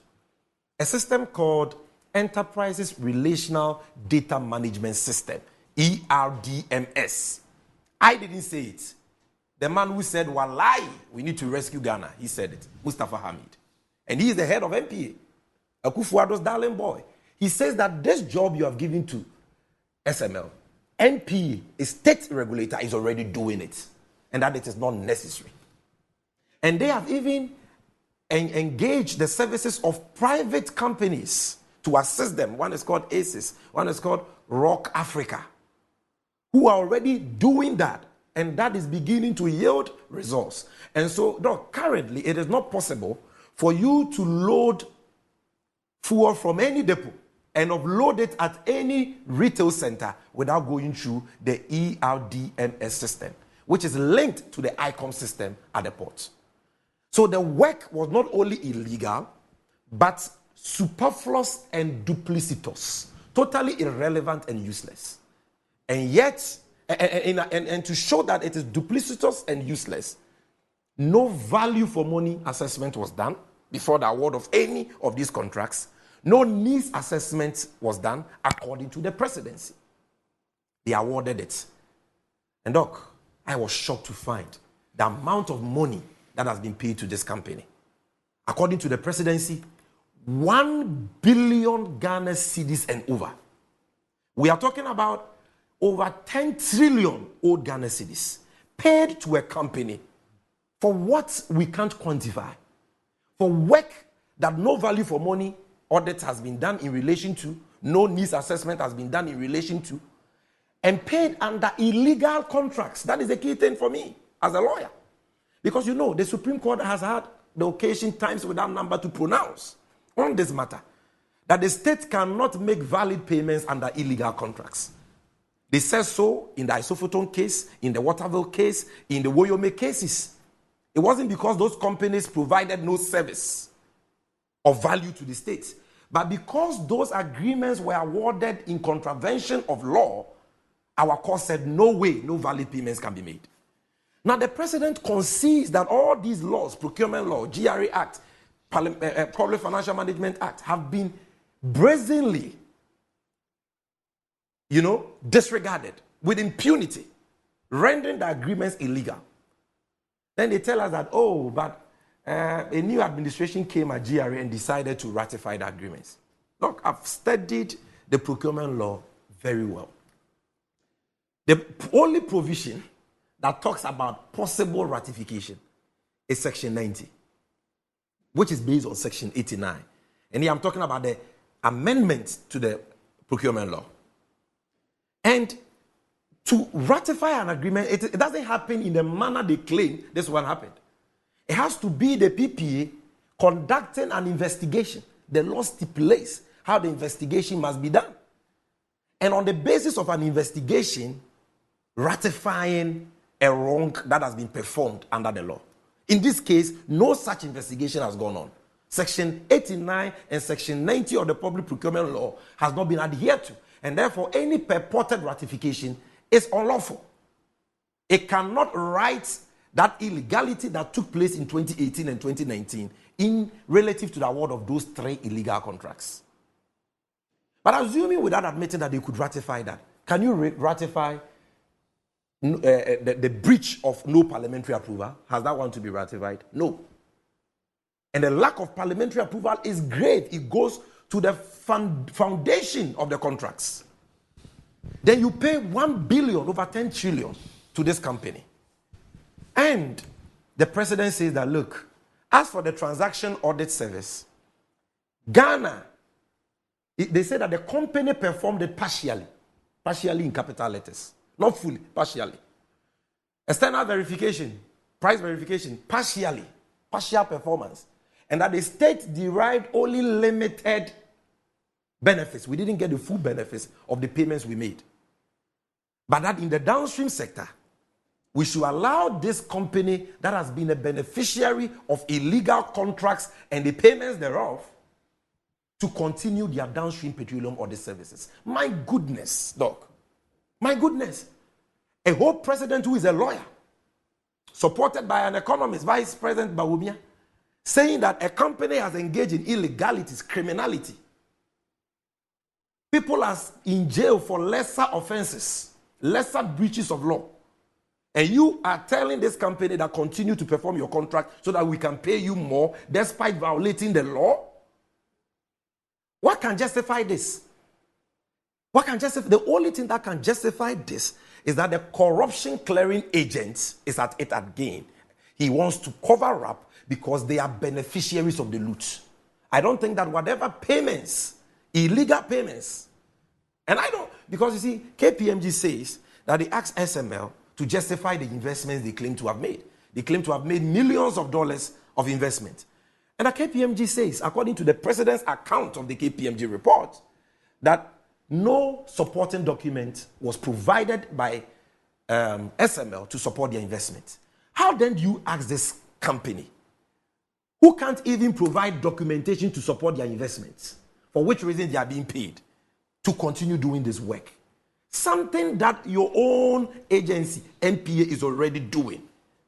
And the justification is that, Doc, I don't know whether you've listened to them, that, our petroleum volumes and revenue have gone up in recent times. So it means that SML is doing something right. Then we ask, show us one OMC that who has been convicted for either under declaration or tax fraud on the basis of the work of SML. One. Do you know that since they started this contract, not even one OMC, one player in the oil sector, has been caught or penalized on the basis of SML's work? The GRA says, if you watch that documentary, SML's own IT guru confessed that what they are doing is the same thing the NPA is doing, their own IT guru. In the same documentary, the GRA says that it doesn't use SML's data or work as basis for revenue collection. So, according to the government itself, this is a completely useless, relevant transaction that we are wasting billions of money on. Billions of monies which could have been used for social infrastructure, for job creation, for the creation of prosperity for suffering Ghanaians, going down the drain when we don't even have oxygen machines and what? MRI machines, X-ray machines in key hospitals in this country. And we can waste 1 billion cedis on a contract that offers no value for money that state agencies are saying is completely irrelevant and useless. And to end, Doc, I've looked at the data that Imani has published. The rate of increase in petroleum products, both the volume and also the revenue, before SML's illegal entry in the downstream petroleum sector has been the same as after they entered. You mean the historical? The historical trend. And you see, the fact that volumes are going up and revenue is going up doesn't mean SML is doing anything. This is common sense. Because, Doc, petrol prices have not remained static. I mean, typical example, just look at tax revenue. Mm-hmm. Just do it from 2016 till date. You will see the increasing trend. Because new taxes have been introduced. It's just like saying that in the year 2016, we collected revenue of, let's say, 47 billion. Yes. And so we've brought in a company. We moved to 68 billion. So it means they were responsible for that. Without telling us. Pay them for the difference. Yes. Then and they are paid a commission on the entire difference. Yes. And then the revenue moves from 68 to 100. Then they are paid a commission on that difference. Yes. When there are natural factors. So for this year, responsible this for year that we are expecting to hit about 150, 160 billion. Because look, you have imposed a new energy sector levy on the price build-up of fuel, boiler tax on fuel, and so on. Why won't petroleum revenue go up? Petrol consumption is going up because the economy is growing. The number of people who consume fuel in Ghana keeps going up. So it will go up. New taxes and all that. And in fact, under the period that SML has been doing this work, if you look at the performance of some of the levies on the price build-up of fuel, some have been on the decline. That one, SML is not responsible. But when market forces and government intervention in the form of taxes lead to an increase in revenue, that one is SML. They should get a commission. And look, this doesn't make sense. The absurd one is that people sit and decide that we should shift this to the upstream sector and also to the mineral sector. That for every single mineral, they would earn 75 cents. On every barrel of oil we produce in the upstream sector as a country. 75 cents. Why? Because they are going to monitor some companies there and ensure that they pay the right taxes. Does this make sense? Right. Master, do people still have a conscience in this country? No patriotic Ghanaian, no person with a conscience, nobody who has a modicum of love for this country will support this. Right. And I'm happy with the trend I'm beginning to see. On Newsfile, I didn't see the NPP rep defending this. They allowed SML themselves to defend this, and I'm waiting for the day that I will meet that PRO to defend. She was asked a simple question. Were your contracts... She's a director, not a PRO. Director. She was asked, were your contracts approved by Parliament? Say, I'm not a lawyer.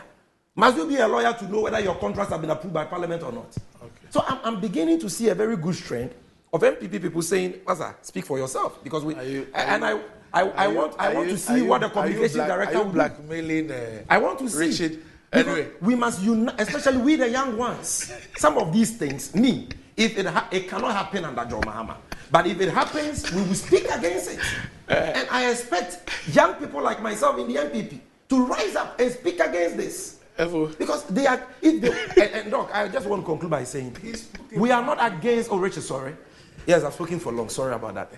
We are not against revenue assurance. Look, I'm not against the company. Yes. If you are doing business and you're doing it legitimately, based on value for money, needs assessment, and your contracts are lawful, and you are being paid, I have no problem with that. Yes. But you cannot breach our laws with impunity like we live in a jungle. But why are we blaming the company? Why? Because the company... Do you know why I say this? No, we can't blame the company alone. President Akufo-Addo, Bawumia, and the MPP takes the chunk of the blame, but the company too cannot exculpate itself from blame because, in law, the company has a duty to ensure that once you are dealing with government, I have absolutely state laws are being respected. I have absolutely no problem with that. But my point is that for a Ghanaian who is interested in how your taxes are utilized, there are people who you have voted, either elected or appointed into office, who you pay or create the conditions conducive for them to be able to work in your interest.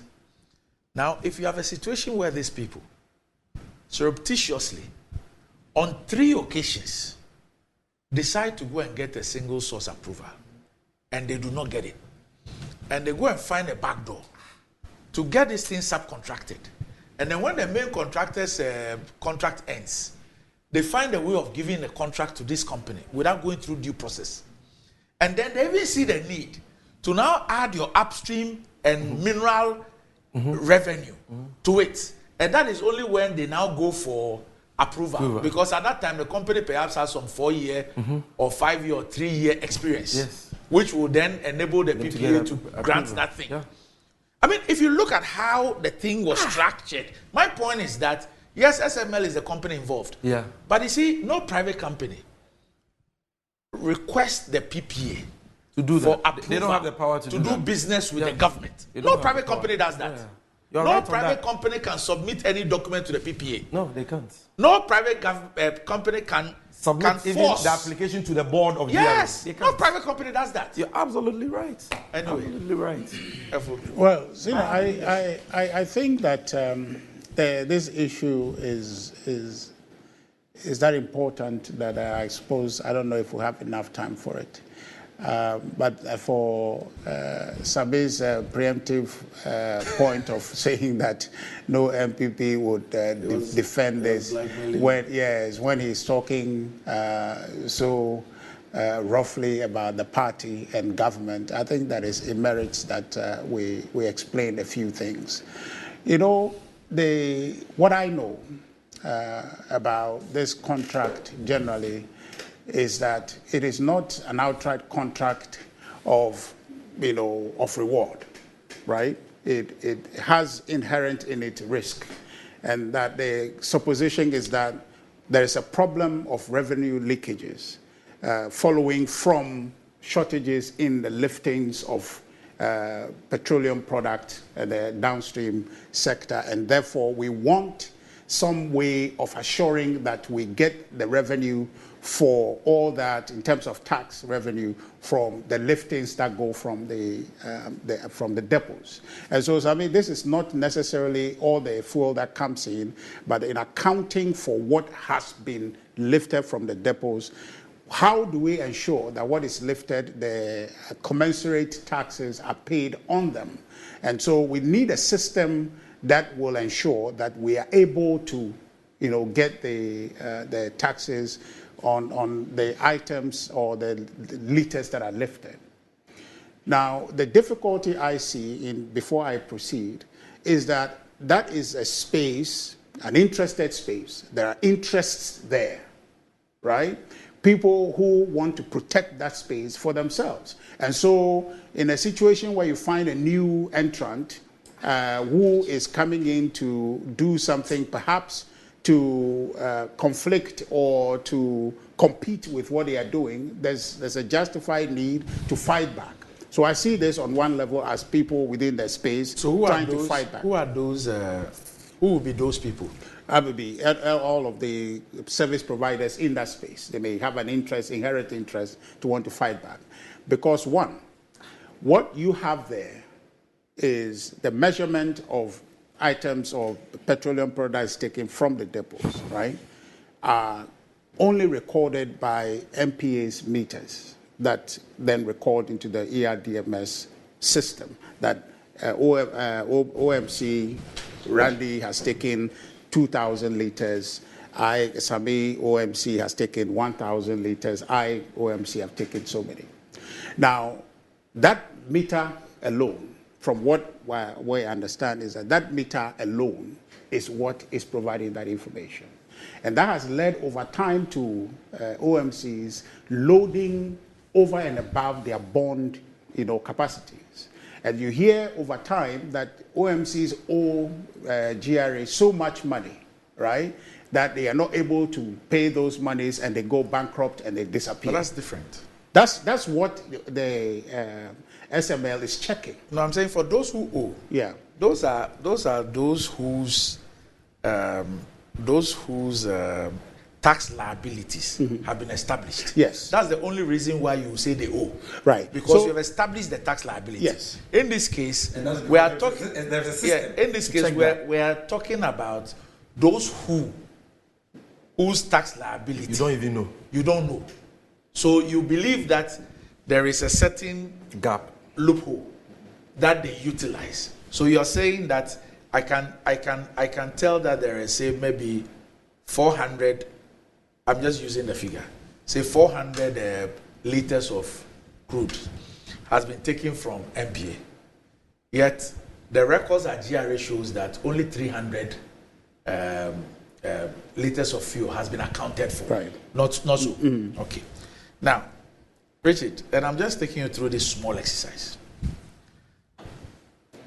Every single company that will lift something from NPA has a tax responsibility or liability with the GRA in the name of the company. So it is easy for you to determine that these are the list of companies that have lifted fuel from NPA. These are the quantities that they lifted. And to be able to strike that against The taxes. at the GRA. I hope you understand what I'm saying. I'm following you. So if Ayagba Petroleum Company lifted 50 liters and Jemfi Petroleum Company lifted 100 liters and ABBEY Petroleum lifted 70 liters, what you're saying is that the GRA must have Ayagba 50 liters. If Ayagba has not paid, it is a liability. They will chase you for that. It's there. Jemfi's 100, it should be there. ABBEY Petroleum 70, whether they've paid fully, partially, not paid, it should be there. So it is very easy for us to find out that, look, of the 50... And to add, when they are going to offload at the retail center, there is a meter that checks what they are going to... That's not relevant. But the point I'm making is that, so it's easier. When you take the NPA records to see that Ayagba took 50, Loaded. what is the tax thing on For it? that. Has he paid or not? So if Ayagba has not paid, you can determine that Ayagba has not paid. You understand me? Yeah. Okay. If you do not even have record of Ayagba GRA, that then becomes That's a different matter. Yeah. Because you see, what these people are doing is not about collecting No. and pay taxes on behalf of GRA. Right. But it's just saying that there's no correlation between what people take from MPA, who should pay taxes, and the actual taxes they pay. So you should be able to determine that Ayagba took 50, but he's paid taxes on only 20, And therefore, Ahiagba has underdeclared by 30. Yes. And so hold Ahiagba responsible for that. Yes. It should be clear. There is ER. But you just cannot say that something shows that there's 400 at MPA. But the taxes that we have collected is 250. And therefore, there is 150 that is hanging. What constitutes this 150? Who lifted this 150? And what constitutes this 150? Look, okay, so let me come back to the point. You tried to illustrate, I think that's okay. But that actually is making the point I am making. All the point I'm trying to make is that just by taking the list of those who have taken fuel from MPA as against their tax obligations, you will be able to determine where the problem is. Company by company who took what they declared or under-declared.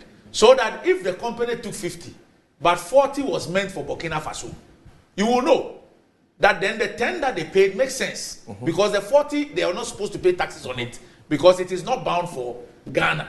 And it's a reason why the MPA has even put in place some measures where you cannot even offload the things that are meant for a certain place. Yes. So that's fine. So those are additional measures. So when we lump those things, so my point is that when we lump those things and just do a simple addition and subtraction and attribute everything to a particular contract and say that on that basis, then we are liable to pay X amount of money. Okay, so I've not even come to the legalities and the breach of all those rules. Even that, I think that they, as we speak, they have. I've seen documents of their ratified PPA documents. I've seen that. But you see, the point I want to make, which was what I was trying to establish for you, is there a need for SML? And if you look at the KPMG, is there a need for revenue assurance? Yes. Yes. If you look at the KPMG report, it did establish that yes, there was cause. There was cause for that business, right? Which was the basis I'm saying that the fight against them, much of all these things, may be a function of sector competition. That when they come in and they are conflicted. I disagree. That's fine. You know why I disagree? disagree? But that is my conclusion. If I construct, you see the story. But let me make the point. If you even take the president's statement, 1 minute, you take the president's statement, and you construct the SML story, it tells you something. Okay, fine. Let me make the point. So what I'm saying is that the example you gave, okay, the ERDMS is there that is controlled by MPA, provides the singular view of what has been lifted. GRA does not control that, does not have access to that data. That data is transmitted to it. It doesn't have any comparator to that data. What SML is doing is giving GRA real view of what is being lifted from the depots, for which it is supposed to get taxes for. You understand? Hitherto, that data will be transferred to them. But now, GRA through SML can see real time what is coming out. Did they ever request for it? Did they ever even request for a plugin? We are talking about two state entities. Yeah. So did they ever even request for a plugin? Just hold on. Yes. I mean that is not for us to determine. That there's a need for the business. They have done it, but we are just discussing the product. Okay, so what is SML doing? One, provide view to GRA and say that these are things that have been lifted from the depots for which you are entitled for taxes. Now, the key thing we have to note is that before, and you're making the analysis with Jemfi, Richard, and all that OMCs.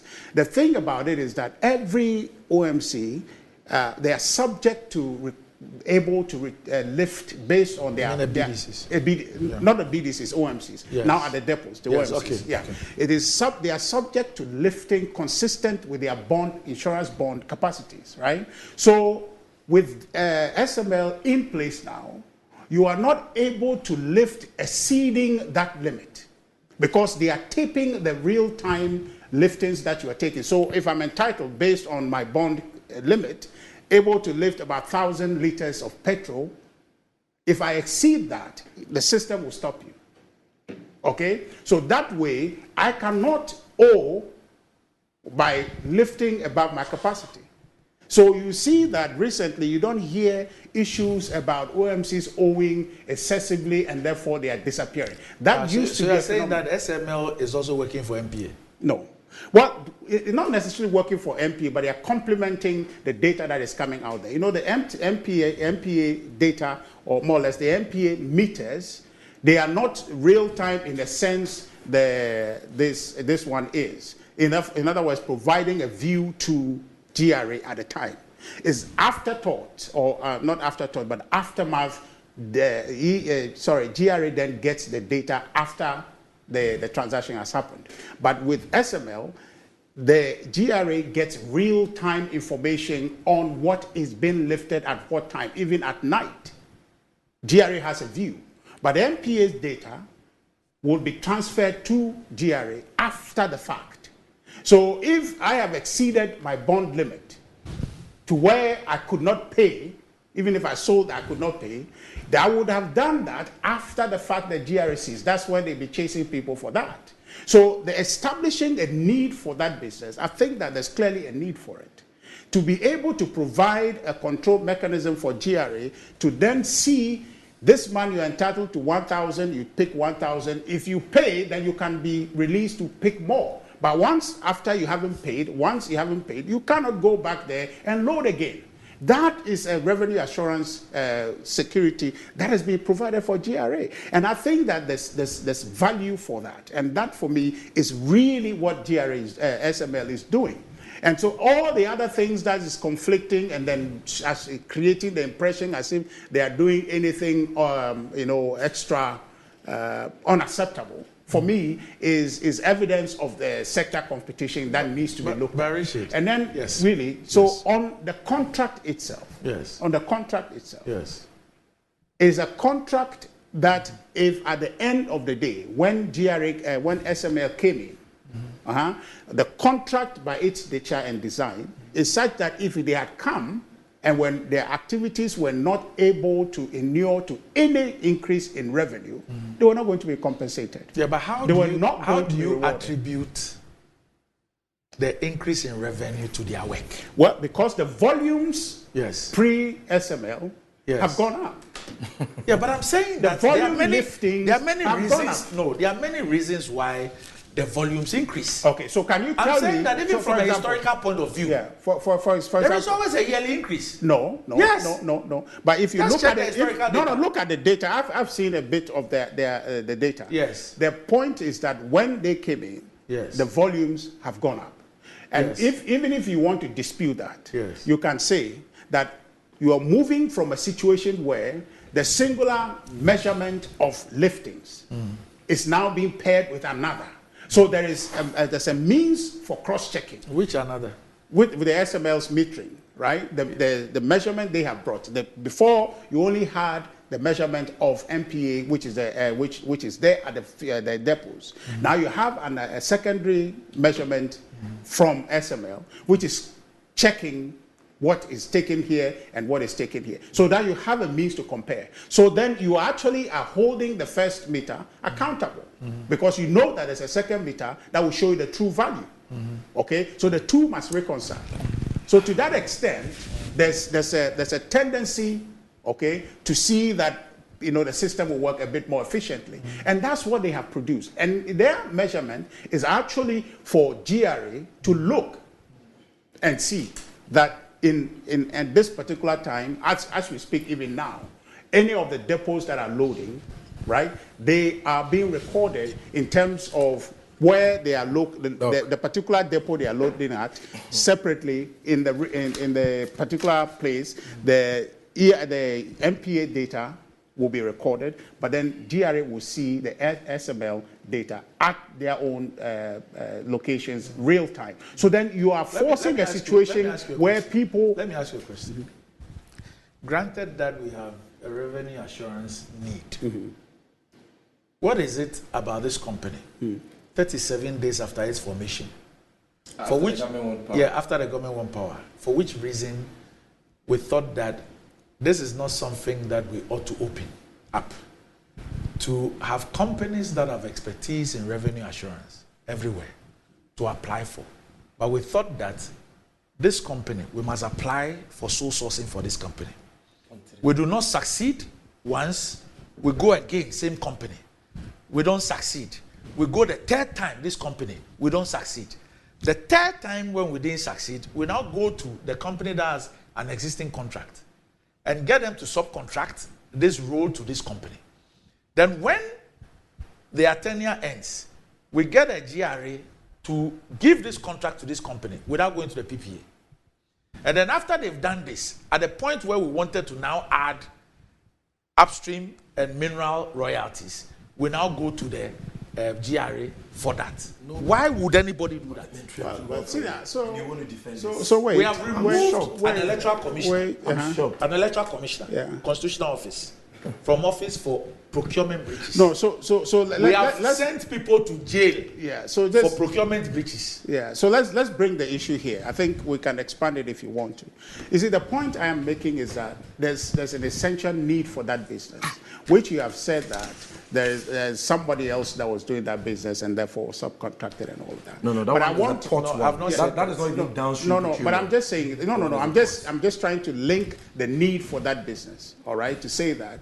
Do we have a problem with revenue from that particular sector, from the downstream? Granted. There is. Yes. So, do you know the number of problems we have? So the fact that you have a problem means you should violate the law. But you see, if you have a problem and you're not solving it, I'm not sure that you are helping yourself. So you have a system through SML that you're looking to resolve that issue.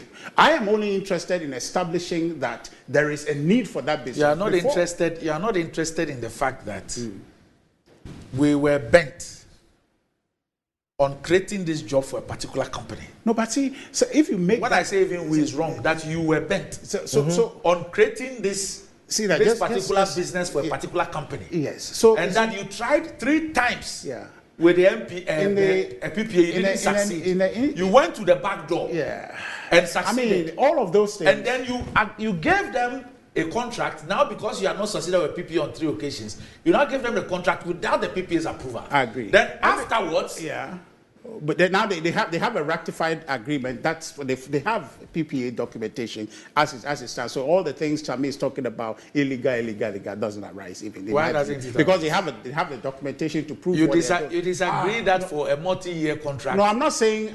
So I'm asking a question. That shows parliamentary approval. Oh, no, I didn't say parliamentary approval. Why do you just? But without parliamentary approval, I didn't say so. I said PPA. That's what I'm talking about. But the point I'm trying to make to you, is that we can go on those tangents of talking about. They are not tangents.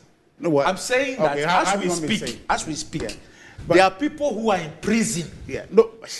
See, sent to prison, prosecuted by this same government. I am not engaging in that conversation. An electoral commissioner was removed from office on the basis of procurement breaches. I hear you on that, but I'm saying that there's a local matter before us, and that matter. But the examples I gave you are not international.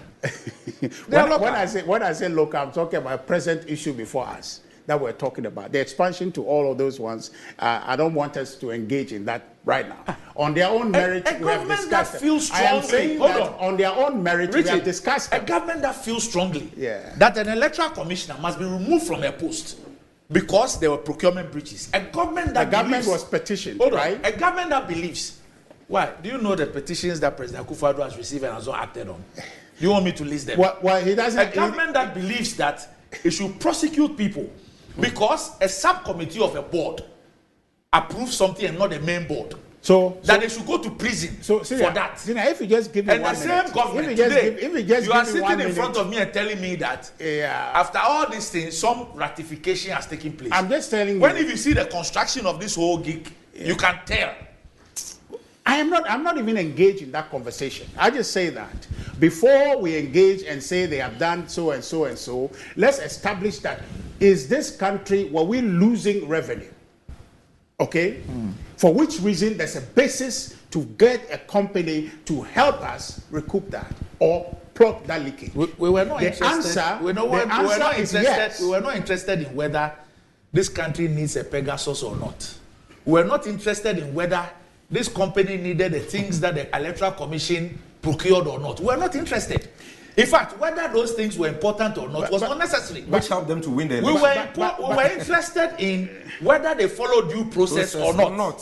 So see, let's not conflict this issue with other things. I'm saying that the fundamental reason for us to move forward, or basis for us to move forward, then judge on the merit of that every other thing that you want to bring into it, is to establish that, do we have a problem? Okay? At the time SML came in, did we have a revenue problem? And the answer is yes. Okay? So if you are the president of this country, if you are the president of this country, and you have a problem with revenue, and you want to plug that hole, you get people to do it. You have people who say they can do it, and you tell them, okay, you go and fix the problem. I know I have a problem there. You go and fix the problem. But if you go and you are not able to fix the problem, I don't owe you anything. And the individual takes the risk. Okay? The individual takes the risk to say that if I go and I don't save you any money, if I go and I don't add to your revenue, if I go and I don't solve that problem of revenue leakage you have at the downstream, I will not come and ask you for any compensation. But if I do, based on the nature of the contract, then I get some compensation. And they go set out on a job, set up a system that can ensure that you then fix that problem. I don't see that to be an adverse undertaking. It's an undertaking that will help you as a government solve your problem. And the problem we have is revenue, revenue leakages. And you have gone to solve that revenue leakage problem. I don't think that that primarily is wrong. 3 minutes to answer Rich's. But of course, I will have do we have just a few minutes we need to revenue assurance? Yes. But that revenue assurance is already being done through the ERDMS system and the ICOM system. It's not true. You don't understand the downstream petroleum sector better than Mustafa Hamid, the head of the regulator of that sector, the National Petroleum Authority. And he says their system does the very thing and even more than what SML claims to be doing.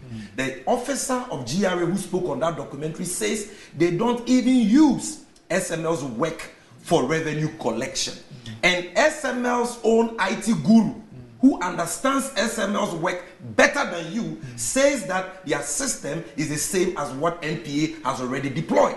Stop defending the indefensible. Number 2, do we have a need for revenue assurance? We do. It is already happening. We don't need a duplicitous contract. But assuming you want to be wasteful, assuming that you even want to be wasteful and have another layer of check, go through the law. Because Ghana is a country governed by the rule of law. This is what Section 33 of the Public Financial Management Act says. A covered entity which includes GRA shall not enter into any agreement with a financial commitment that binds the government for more than 1 year, 1 financial year, or that results in a contingent liability, except where the financial commitment or the contingent liability is with the prior written approval of the minister and authorized by Parliament in accordance with Article 181 of the Constitution, which is prior approval of Parliament. Now you come to Section 98, what Dr. ABBEY is telling you, but you don't want to understand deliberately. Let me read the consequences of that to you. Section 98, penalty for contravention of this act. A person who contravenes or knowingly permits another person to contravene a provision of this act, I'm reading the D, or the regulations, commits an offense, and where no penalty is provided for the offense, is liable on summary conviction to a fine of not less than 100 penalty units and not more than 250 penalty units, or to a term of imprisonment of not less than 6 months and not more than 2 years, or to both. We are talking about crimes. That is what we are talking about here. So you can't come and wish everything away by saying, oh, there is a need. There is a need. There is a need. It is already being done. All right. Even if it is not being done and you want to do it, follow the law. And lastly, your claim that because of the entry of SML, revenue has gone up. is completely untenable, because the factors that determine revenue in the downstream petroleum sector have not been static. Those factors include taxes on petroleum produce. It includes consumption of petroleum products. You understand? So those factors, if they are going up, revenue will go up. If you claim SML is doing the right work and we are getting results, your president says we are not getting full results, full benefits for the payments we have made. And if you claim that we have gotten full benefits, show us just one OMC, doc, and let's close one OMC who has been convicted for tax fraud in the downstream sector on the basis of SML's work. No, but because you are MPP communications director, you want to defend everything. No, Sammy, please stop this thing. You need to stop this.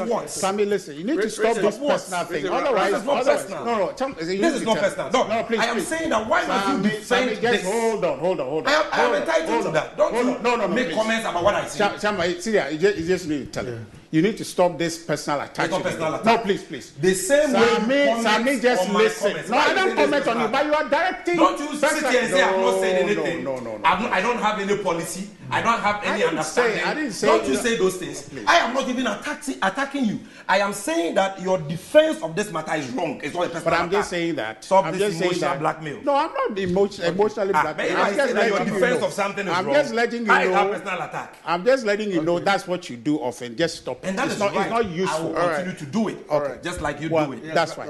So the point I want to make essentially is that there is a basis for the work that they have done. And KPMG's report actually validated the position that they have their participation or their work has led to an increase in revenue in excess of 2 billion, right? Now, they, SML, contend that amount. They say that is probably around 12 to 14 billion that their participation has inured in terms of revenue assurance. So the whole conversation about whether or not they are relevant has been established. And I'm saying that if let's focus on that, then you can discuss the other matters around it. Why won't you publish the KPMG report? Well, that is on my prerogative. That's on my prerogative. Okay, that's on my prerogative. Should it be published? If the need for it arises, but for this is it to a be public published, interest matter. It's yes, a matter that was broken by. For example, do you even think that it's even fair? Let's not even extend it to the public. It's even fair to Fourth Estate that broke this thing, that they do not have a copy of the report because the president referring the thing to KPMG was as a result of that expose. Right. Well, that's my prerogative, and I've indicated. But what is before us is what we're discussing. And that evidence... No, I've asked you a question. Well, I cannot... At the center of this is the KPMG report. Right. Especially when you even have... But you can't ask me that question. Oh. Because I've already answered to you that I don't have the prerogative to make a decision on that. No, I'm not. I'm not asking you to make a decision. Yeah, so what answer? I can't give you any answer. You are only going to... You don't work for SML. Yes. But you have explained in detail your understanding of what the SML contract is about. So what I was asking was that the audit report, there's a public interest matter. The president refers it to an audit. Yeah, can I just finish my submission? The audit firm has presented its report. You don't have time. Yeah, the audit firm has presented its report. Hi. Shouldn't this report be made public? That's not my prerogative. Okay. But Doc, is he here speaking for himself? He's representing the government. He reserves the right not to speak. But he speaks for the point. No, he reserves the right not to speak. I don't know. Nobody can force him to speak. I don't know. He reserves the right not to speak. I don't know. The communication director of the MPP he reserves the right not to speak for the MPP government. He reserves the right to answer things the way he wants to. Sabi, I don't really know what. Okay. You said I don't have time, so can I go? How convenient. Can I go? No. But you said I don't have time, so let me go. No, but the point I want to make. The point I want to make is that I don't trivialize the matters that you're raising. But what I want us to understand is that is a very contentious space because interests are at stake.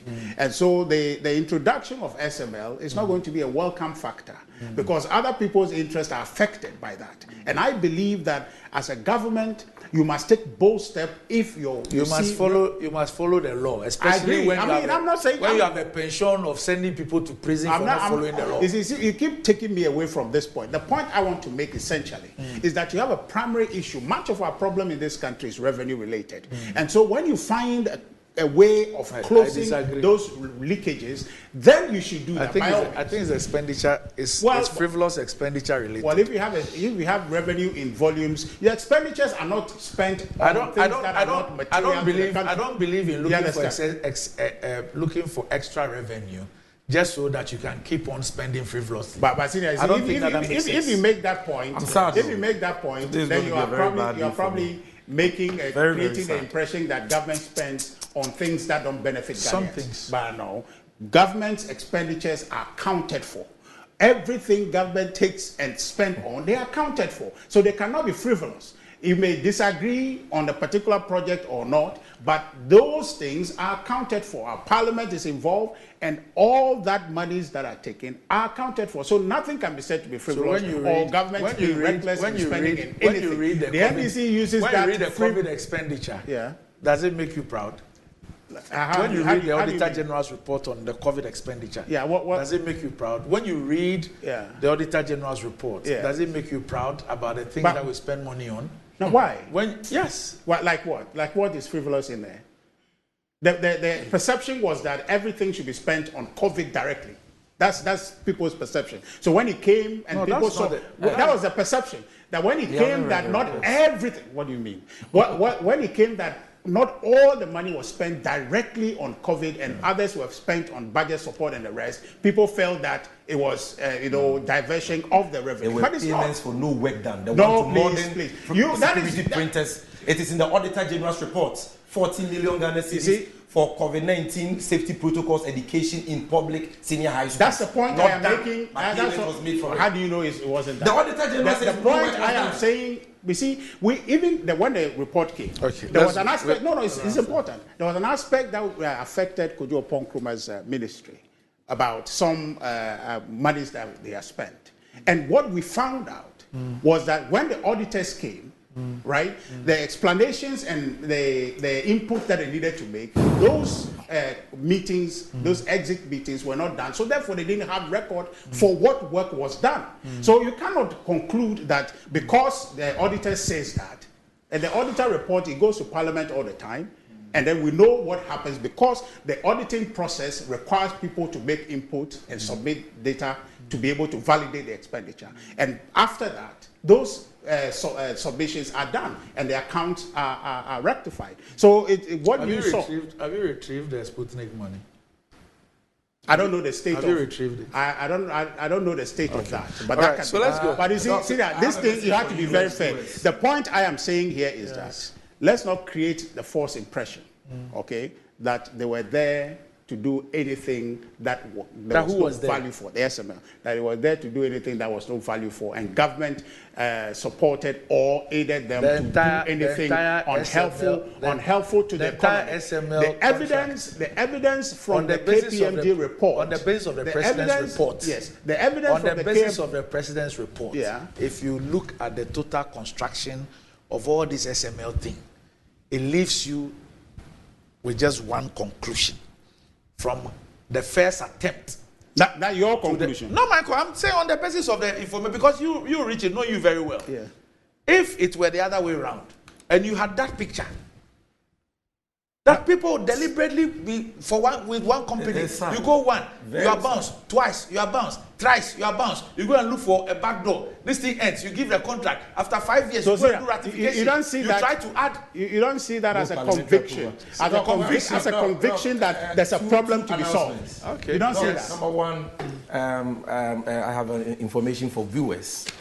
Hey, please. No. His Excellency John Dramani Mahama wants me to let our viewers, cherished viewers, and the good people of Ghana to know that the next NDC government will retrieve every penny paid under the illegal SMS Even for contracts work then? for the development. Yes, for the development of this country. We will retrieve every penny. And this KPMG that's report, they can't hide it forever. We will publish it. Propaganda We will all see everything in it.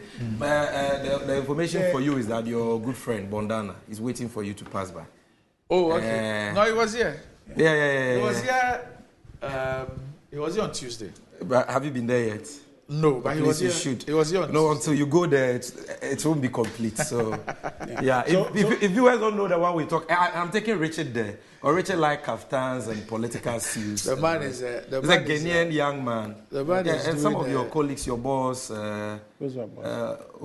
I don't want to mention this name. The Prime Minister. So let me do this. And other people today, go there. yes. What Sami is saying is an impossibility. Okay. There is no, today, there's no crime. There's no crime committed. Today is the 70th. When you don't take this agreement to Parliament. Today is the 70th birthday of Mr. Kujo Fiano, who is the president of the Ghana League Clubs Association. So Kujo Fiano is 70 years old today, an astute football administrator, has occupied every position, I guess with the exception of the GFA presidency. So happy 70th birthday to you, Mafioso. Happy birthday to you. Today is also the birthday of the Member of Parliament for the Buem constituency,